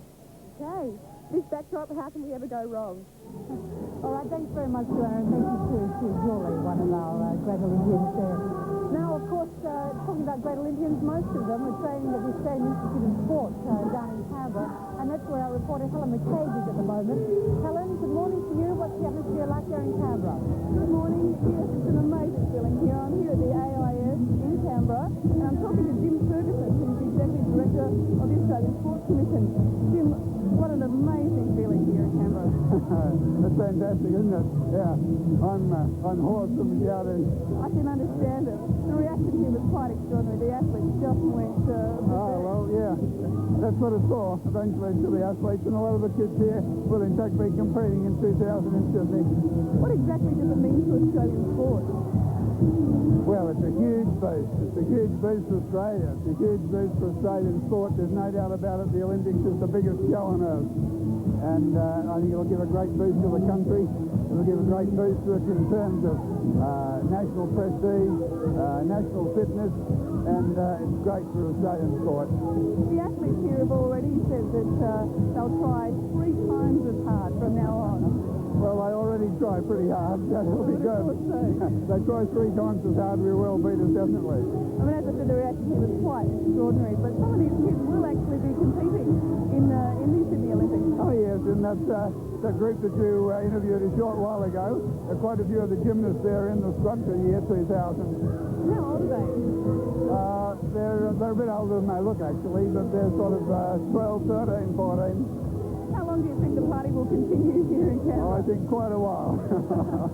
Robert De Castella said a minute ago when he spoke to the audience that it will lay the foundation for Australian sport over the next decade. Is that correct? Oh, there's no doubt about that, yes. It'll be an absolute focus for everything we do. I think from the Commission's point of view, we want to make sure that it's an Olympics for all Australians and for all Australian sport, and that's what we'll be aiming to do. Well, I'm sure it will be. Thank you very much, Jim. Okay, thank you very much. Take it back to the studio now. All right, thank you, Helen. For those kids at the AIS, what they've got to look forward to now. Yeah. I mean, they're the kids that, of course, will be competing in the year 2000 games. So what an inspiration for them. One of them could carry the torch into the stadium in the year 2000. Yes, well, not too many of us have a chance to be the centre of world attention, but that seems to Ron Clark as he ran into the Melbourne cricket ground with the Olympic torch in 1956. One of our greatest competitors. Ron's in London now, but he's sharing the spirit of Sydney's Olympic win. Ron, great news for Sydney and for Australia. What's it going to do for the city and the country? It's phenomenal. I suppose everyone sort of gets together.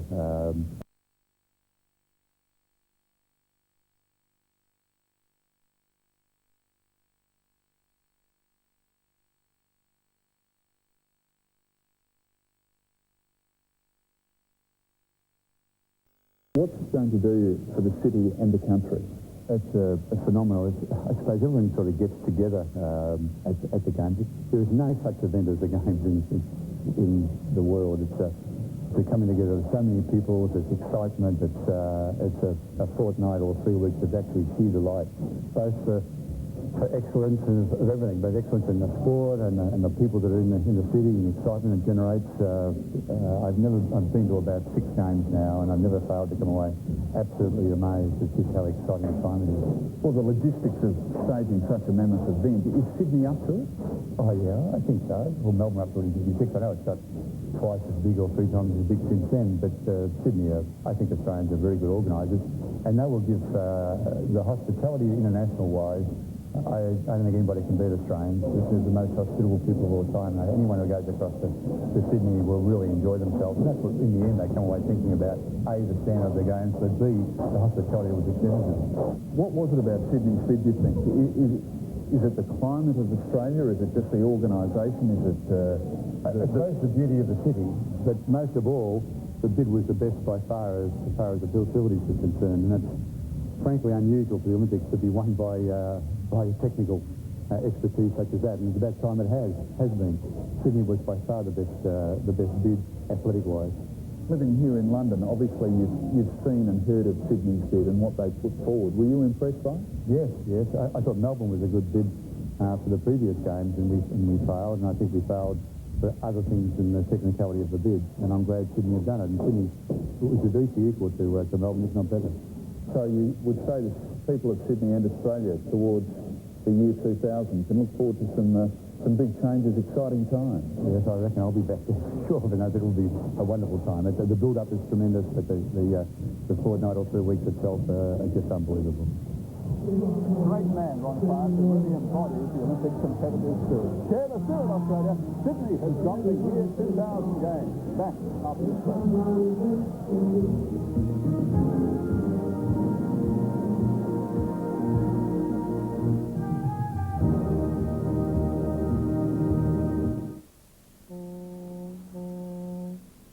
Congratulations, Sydney, on winning the Olympic bid from one of your major sponsors.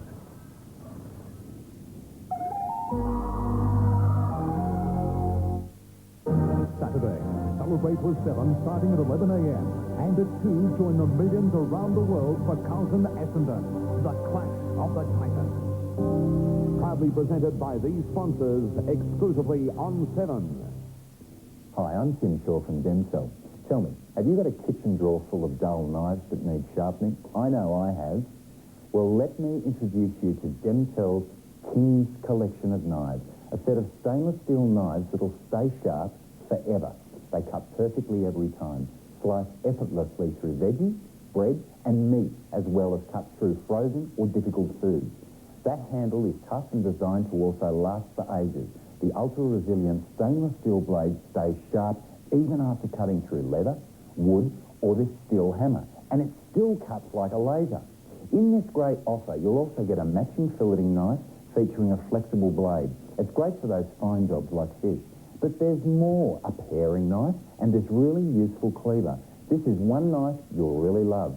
That's some of the sharpest, handiest knives you'll ever need to own in your kitchen. But there's still more, because we'll even include this hand slicer, butcher's knife, boner, it gets better, as well as a cheese knife. You'll never need or want another knife. Look, it's priced at almost $100. Forget it, because this is Demcel, and in this offer, it's all yours for just $49.95. But I know you want more. What about 8 matching steak knives? They're priced at almost $30 alone, great for barbecues. But what you've got to do, ring us in the next 15 minutes, and we'll even include this 2-piece carving set. This is truly an amazing offer. 10 of the most useful, sharpest knives you'll ever own, 8 matching steak knives for barbecuing, and the 2-piece carving set, Demcel's money-back guarantee. What more could you want for $49.95 plus postage and handling? Look again how effortlessly it cuts through the shoe, and then the tomato. Go on, treat yourself. Pick up the phone now for the King's Collection today. Ring 008 023 025. That's right, 008 023 025. Even if you don't have a credit card, you can ring and order the King's Collection today. Jeff Patterson and Philip Player present the Foster Special Fight Night. Fists of Fury. Mike Chaney and Alex Toohey in the controversial rematch of the year. Also, Craig Peterson takes on David Ravu for the Australasian heavyweight title. And Tony Weeby meets Dean Hannaf for the New South Wales featherweight title. Plus, Scott Simons against Molly the Tongan Tiger Kasusi. And Rude Kennedy glove to glove against Joe Kiwi Kingy. Sydney Convention Centre, Saturday, September 25, 7 p.m. Tickets from Ticketek and at the door. See you at the Foster Special Fight. Be there. Where will you find Australia's largest range of quality carpets? Solomon's, carpet specialists for over 100 years. Don't you know it's magic? Solomon's Carpets. Oh, baby, it's magic. Call us. The peaceful silence of Bathurst is about to be cracked by the thunder of the mighty V8, not to mention the arrival of Doug Mulray. I love the smell of V8s in the morning. Phil's 1000 exclusive to 7. This broadcast is proudly sponsored by Telecom Australia.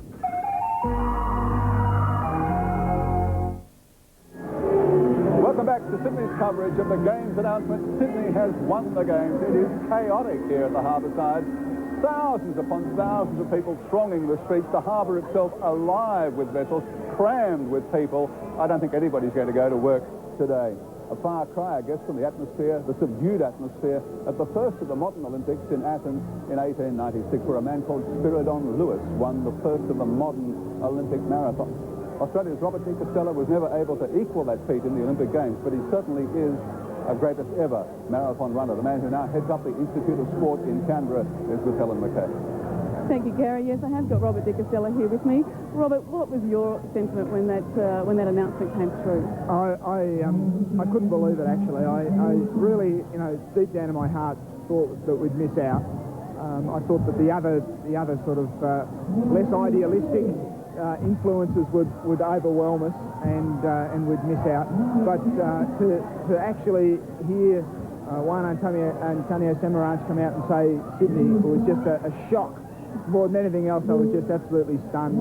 And you know, we've been talking and planning for the last 6 months about things that we might put in place or that we need to put in place, but you never really, you know, wanted to, I think that we had a good chance. So, yeah, I must tell everyone that when the announcement came through, that we had our cameras on you, and that Robert's reaction was quite unbelievable. That you really did feel that this was perhaps the greatest thing to happen to Australian sport. Well, I think it's a tremendous thing for Australia. You know, not only sport, but for Australia as a nation. It's also a tremendous thing. It's probably the greatest day in Australian sport. And it's going to bring about the greatest change in Australian sport since the sort of the 50s when Australia dominated internationally, because international sport was sort of something that you participated in rather than something that was really sophisticated and well organised.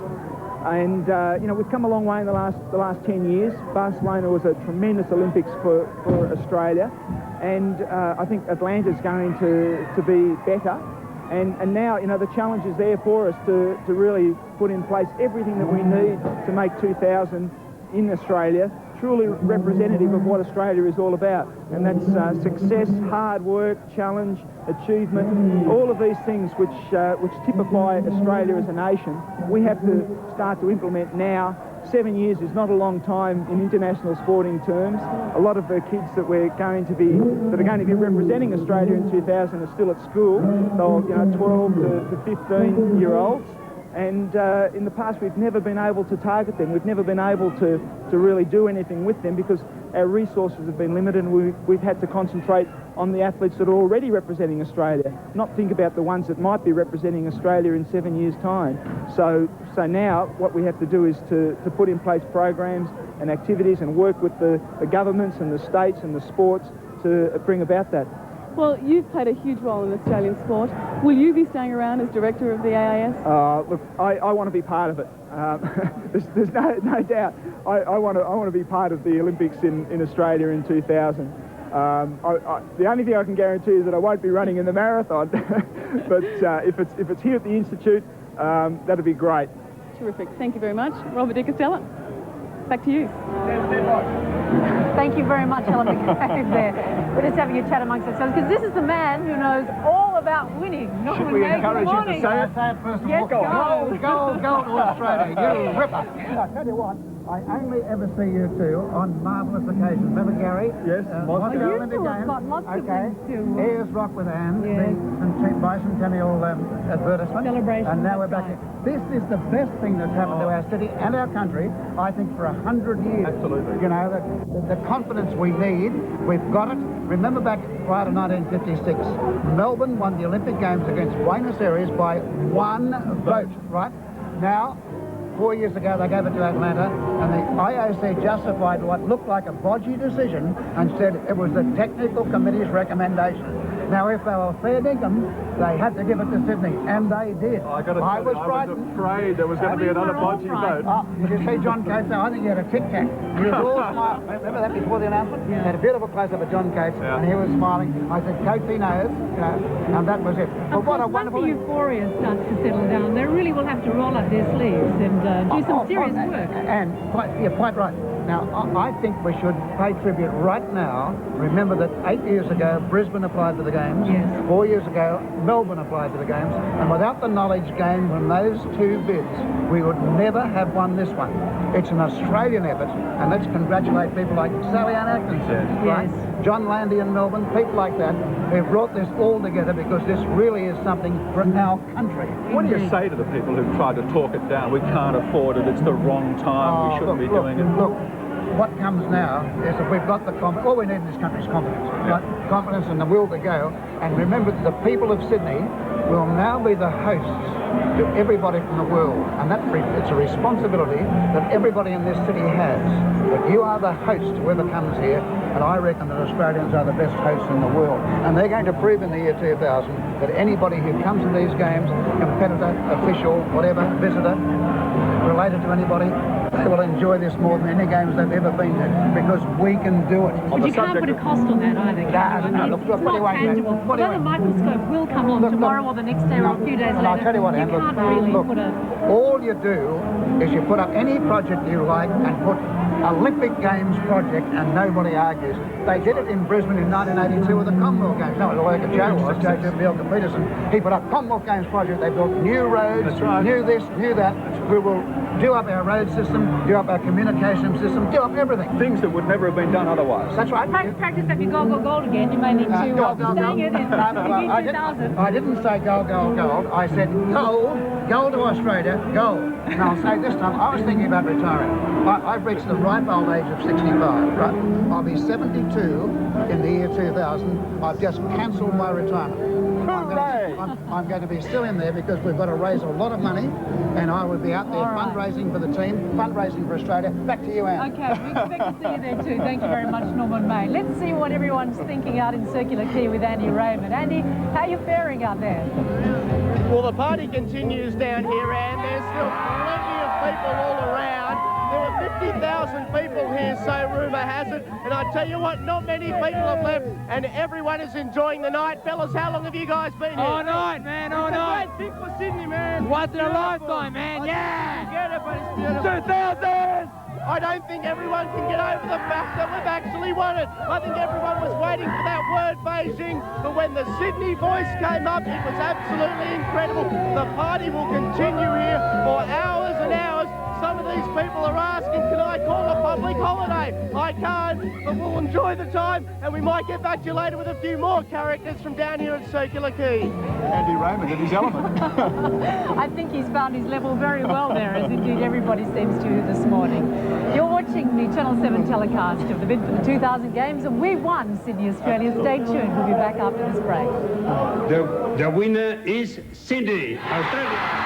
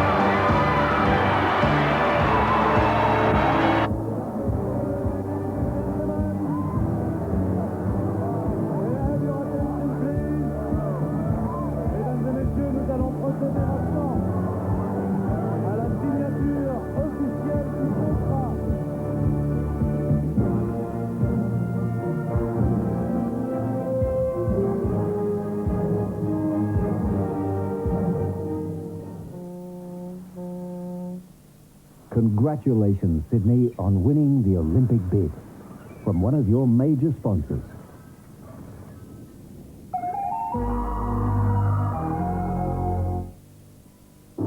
Off-road racing stadium style comes to Parramatta Raceway for one night only this Saturday when Triple M presents the Stadium Off-Road Grand Prix. It's four-wheel drive fight night with pickup trucks that'll run amok and an American Nissan that V8 Fords won't be missing. Buggies, tin-tops and quads jumping high into the sky, plus Gall and Dak and a motocross match race attack. The Triple M Stadium Off-Road Grand Prix, a high-flying family motorsport spectacular. 7 o'clock this Saturday night at Parramatta Raceway. Do it! Don't you know it's magic? Oh, baby, it's magic. Solomon's are Australia's largest carpet retailers, with more carpets, more style, more stores, more experience, and more value for money. That's why for over 100 years we've always said, there's magic in a Solomon's carpet. Magic carpet ride for you and me. Solomon's Carpets. Call in or call us and we'll come to you. What's inside a Chupa Chups fantasy ball? Football. Basketball. Anyone for tennis balls? Fantasy ball lollipops. See them and suck them. It's a delicious bubblegum ball. Fantasy ball. Mouthfuls of fun from Chupa Chups. Who's got everything? Thrifty discount for bathroom renovators. Thrifty discount for kitchen updaters. Thrifty discount for plumbing operators. Thrifty discount if you're shopping thrifty. You're not saving money at Candy and Granville, the big green place. Who's got everything? Thrifty discount for bathroom renovators. Kitchen updaters. Plumbing operators. Who's got everything? Simi Street, Campsie and Parramatta Road, Granville. Thrifty discount. Here at Mutual Pool Renovations, we take real pride in tackling jobs like these. Whether you want a new interior for your pool, a change of coping, new filter pool fencing, a new spa, or even a total change of shape, it's no problem from Mutual Pool Renovations. Take this, give it a smooth river pebble on the inside, coping of split sandstone, add a waterfall, and it's Mutual Pool Renovation magic.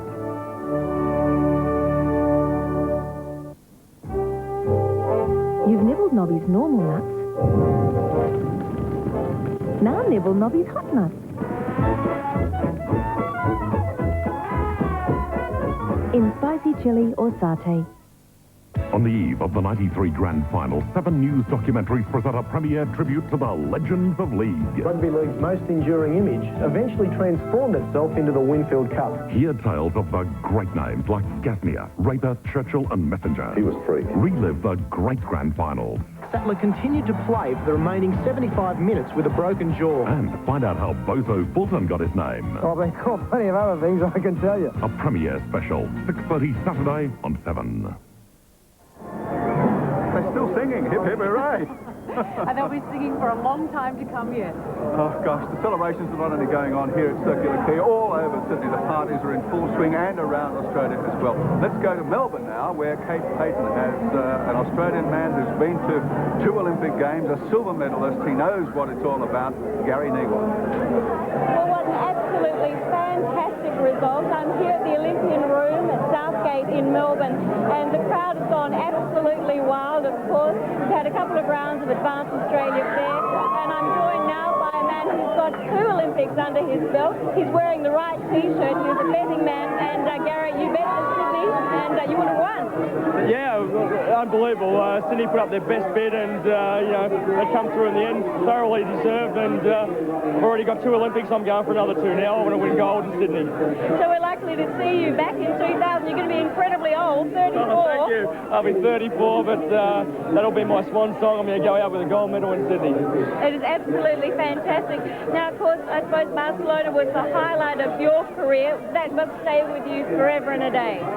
It does, but being here and being part of this all today, when it comes to Sydney, Australia, I'm feeling as happy now as I ever have before. It's just a great feat. Oh, it's fantastic. You're very glad that you stayed up all night then to see it happen? I stayed up all night. I wouldn't forgive myself if I wasn't here tonight. I was pleased to be asked to come here tonight, and then to hear the announcement come over Sydney, Australia. It's fabulous. What can I say? Of course, our most successful Olympics to date, 13 gold medals in 1956. I'm sure an Olympics in the Southern Hemisphere has a huge effect on athletes. How will it affect people's training? Well, we'll still go to Europe. We'll still go to Europe and train, and nothing will probably change. We'll just come back to Australia and finalise all our training. But there's a lot of up-and-coming kids out there now that would have been watching TV, hearing the result, and there's a lot of athletes out there now planning gold medals already. Well, it'll be fantastic to see. Thank you very much, Gary. And that's all from us here at the moment in Melbourne. But congratulations, Sydney. Thank you very much, Kate. And indeed, they're celebrating right around Australia. But from Melbourne to Manchester now, and with reaction to that city's losing bid, here's Mike Smith. Well, hello, Australia. Welcome to Manchester. Night time here. As you can hear behind me, they're trying to look on the bright side of life here. It's been a huge gathering in Manchester as the announcement drew near. Everyone had gathered in the square, 20,000 people here, all holding their breath, waiting for that magic moment, that big decision to come down. You could feel the tension in the air, everyone just praying, hoping that it would be Manchester. But alas, Sydney, great news for Australia, but very sad news for Manchester. They'd put in a very credible bid, they thought at least. Work has been going on here for the last couple of years. The stadiums are all in place, or well on the way, should I say. The government backing here has been enormous in Britain, with the major government saying it will contribute as much money as needed to make the game successful in the year 2000. Transport facilities had been upgraded. The Manchester International Airport is second to none in the world. One of the big pluses Manchester thought too was that the travelling time to Manchester for more than 50% of the athletes would be less than 7 hours. But that's all history now. Sydney has the games, you beauty, and so all they can do here now is still celebrate. They're trying to make the best of it, and the partying will go on behind me for some hours to come yet.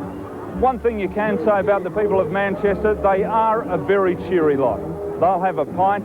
I guess tomorrow it'll be business as usual. They may even say, well done, Sydney. So, from Mike Smithson in Manchester, a very good morning and congratulations to everyone in Sydney and Australia. Thank you, Mike Smithson. Well, Manchester's disappointment is Sydney's delirium. The partying continues here in the Harbour City as dawn breaks. And among those partying, and why not, Melinda Gainsford. She's now with Joanna Griggs. That's right, the sun is just about to rise on what would have to be Sydney's greatest day. Melinda Gainsford is with me. She's a 100 and 200 metre running specialist. Melinda is training for the 2000 Olympics. How do you think it will be in front of a home crowd, Melinda? Oh, it's going to be absolutely fantastic. I just can't believe tonight when I was standing there looking up on the board. I was actually down with the rest of Sydney, the general public, and it was amazing. When they heard Sydney, I think I jumped about, 2 metres 10 or something, so much to the hamstring, but oh, it's great. I just can't believe, and I hope that in my career that I'll be running here in front of Sydney now, and if things all go well, I shall be. It's a wonderfully emotional time. When they actually announced it, I was saying earlier that everybody jumped, everybody hugged everyone. Did that happen downstairs as well? Oh, definitely. I know people knowing, that I'd been to the Olympics and saying, Melinda, quick, give me high fives. And I had to hold back the tears, I think. It's incredible. I sit here and still in shock and thinking, wow, I'm going to compete in front of my home country. It's wonderful. It's Melinda Gainsford. We're out here in front of the Harbour Bridge. We have the most beautiful backdrop. You'd have to believe, you travelled a fair bit with your running, Melinda. Is Sydney the greatest place in the world or what? Definitely. When I lit up the over at the Opera House tonight, I just was walking along, and I've been to Monte Carlo, that's beautiful, but there's nothing that compares to the Sydney Harbour, and that was one of the reasons why we got it. And obviously Samaranch and the others have seen it and see what we had to offer, so here we are. We'll keep right behind Melinda and everybody else. Thank you very much, Joanna Grigg. Well, they're celebrating all right. They're celebrating right over Sydney and right around Australia. And so too is Jeff Bruce. He's at an East Sydney hotel as they announce the winner. The winner is Sydney.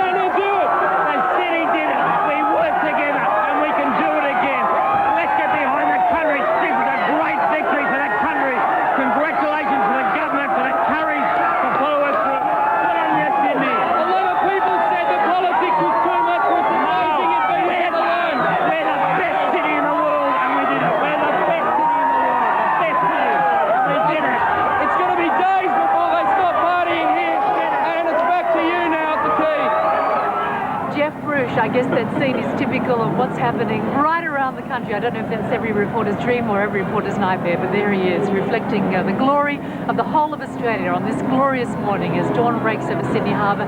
It is indeed a really marvellous day. Share the spirit, Australia. Sydney has won the rights to host the Olympics in the year 2000. Come back to us in just a few moments.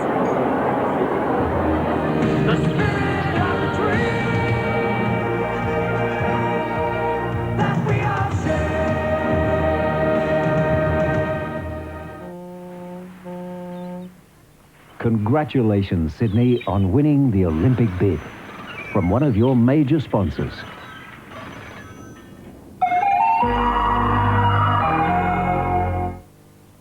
You've seen them at the Olympics. Now, top international gymnastics is coming to Sydney.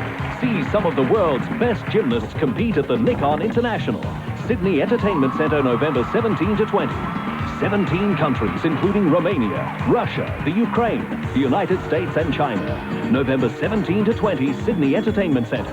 Information and tickets available at Ticketek, 266-4800. Book now and be there for the action of the Nikon International Gymnastics. Mommy said she found our new home. Oh, yeah. Do you want to see it? What now? Sure, no problems. Meet you there in 20 minutes. You know, darling, I think you might have found it. Nobody does it better. Thank you, Mr. Hooker. LJ Hooker, you're the best. This engine has 2 valves per cylinder. It needs a highly resilient oil for long-lasting protection. Castrol GTX2. This engine has 4 valves per cylinder. It's a multi-valve and needs the protection of an easier flowing oil. Castrol GTX3. Both develop the same power, but because engines aren't engines, oils ain't oils. Castrol GTX2 and Castrol GTX3. Liquid engineering for your car. Now, switch on to Ryder's huge clearance of TVs. Top brands at incredible prices. Sanyo, Sharp, JVC, Akai, Grundig, NEC and many more. So for the best cash price on TVs, get into Ryder. Open 7 days till late.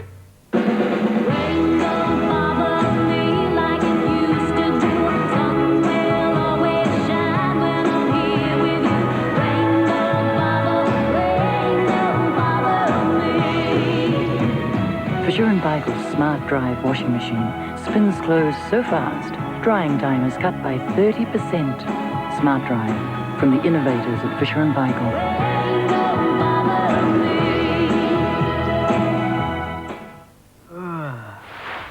Gee, looks like we're going out. Yeah. I was thinking, like, wouldn't it be great if we had the power to change the world? Oh, and solve all its problems in a blinding flash of light? Dream on.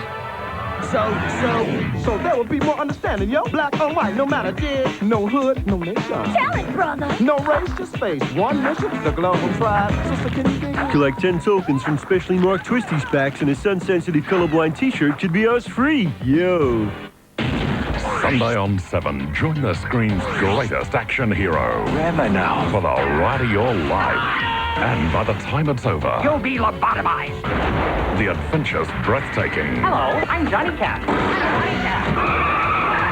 Fasten your seatbelt. The special effects are staggering. And Schwarzenegger's ticked off. Big Arnie with Basic Instinct Sharon Stone. Nissan presents Total Recall, 8:30 Sunday on 7. Well, it's daylight here in Sydney now. The celebrations continue. I'm glad it's light because they can see each other out on the water now. They're not going to run into each other. You were getting worried there, weren't you, for a moment or two? Because there's plenty of activity out on the Sydney Harbour, as you Share can the imagine. spirit, Australia, because we've got the games, and sharing the spirit right now with us is Nicole Stevenson, a dual Olympian already in Seoul and in Barcelona, bronze medalist there in the 200 backstroke, and keeping on. I think there's a lot of athletes that have changed their mind as to when they're going to retire. I mean, Norman's done it, so I think there's a few athletes. I'd hardly call him an athlete. Have you saying you've changed your heart about competing in the 2000 I think so. I mean, I'll be 29, so I'm not over the hill, but I've been doing this for a long time. That's 7 years down the track. Definitely, what a great chance for kids out there, Sydney, Australia. When it was announced that Sydney had won the Games, how did you feel? I was up at Centre Point Tower. Fantastic. The people there, they were just, we were trying to guess what was going to happen. Trying to look at Kevin Gosper and think, you know, and he looked so somber, and we thought, no, we haven't got it, and it just erupted. You've been to 2 games, you know what it's like to travel a long way and to compete. I mean, being able to compete in your own backyard with your family, your friends, everybody right there must be an enormous boost. Fantastic. Just wonderful. I mean... And also, I guess, being on home turf and knowing the actual facilities that you're going to be competing in, that must make a big difference too. It does. The pool will be ready, I think, next year, and, you know, we've got 6 years to train in it, so we've definitely got the hometown advantage with it. That's a lot of training. It is a lot of training. Now, at the moment, you're training training for the Commonwealth Games. Yes, Victoria Island, Canada next year, and hopefully do a good one. How are you pacing yourself? Just starting to get back into it now. Pre-season at the moment, so should be a good year. Then comes Atlanta and the big one. The big one, Sydney 2000. We'll be Great feeling, isn't it? It is a sensational feeling on this very, very beautiful morning here this morning on Sydney Harbour as dawn breaks over this sparkling city. Finally, the rest of the world are going to know just how beautiful we are. Do we want to let them all in? Oh, as long as they go home again afterwards. It is indeed a magnificent sight. As the sun starts to come up over the harbour, you can see the lights are coming on. I guess those people were woken up rather rudely at about 4:30 when we first saw the fireworks too. Well, they weren't at 4:30 when the fireworks came up to herald the fact that Sydney had won the Olympics. Indeed, there is the beautiful Opera House there, and it is just a very, very magical morning. Well, John Casey this morning was at the Hard Rock Cafe in Sydney when the winner was announced. Well, this is the scene at the Hard Rock Cafe here in Sydney.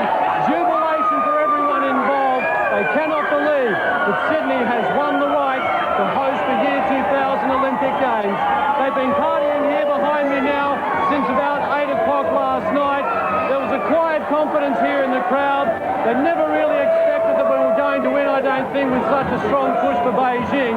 But when the call went up from Juan Antonio Samaranch that Sydney had won the right to host the Games, well, it was utter confusion. But I can assure you, I have never seen anything like what we've seen here tonight.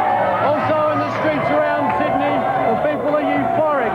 Sydney has won the right to host the year 2000 Games, and over the next 7 years, Sydney is going to prepare itself to be the best host of these Games. The premier sporting event in the world is going to come to Sydney, and as you can see by all the people behind me, we can't wait for it to happen. Can't wait for it to happen indeed. It's going to be a long, long party. But once the euphoria is over, I guess that's when the real work begins. I suppose the first thing we need to do is get over to Atlanta and see just how their preparations are going for the next Games, to see what they're doing, what went wrong, and learn from their experiences. Well, I guess they're hoping nothing's going to go wrong. No, indeed. A lady with us at the moment who is very happy celebrating this morning is Anne Keating. Good morning and welcome. Good morning. Thank you. Now, how are you feeling when you heard the news? Absolutely elated, as I'm sure everybody is. Yes, I think that the elation is something that not only Sydney but the whole of Australia must be feeling at the moment. You must have seen the big brother standing there on the television. A good coup for him. Very proud of him, yes. What do you think the implications will be on a federal level? I think it's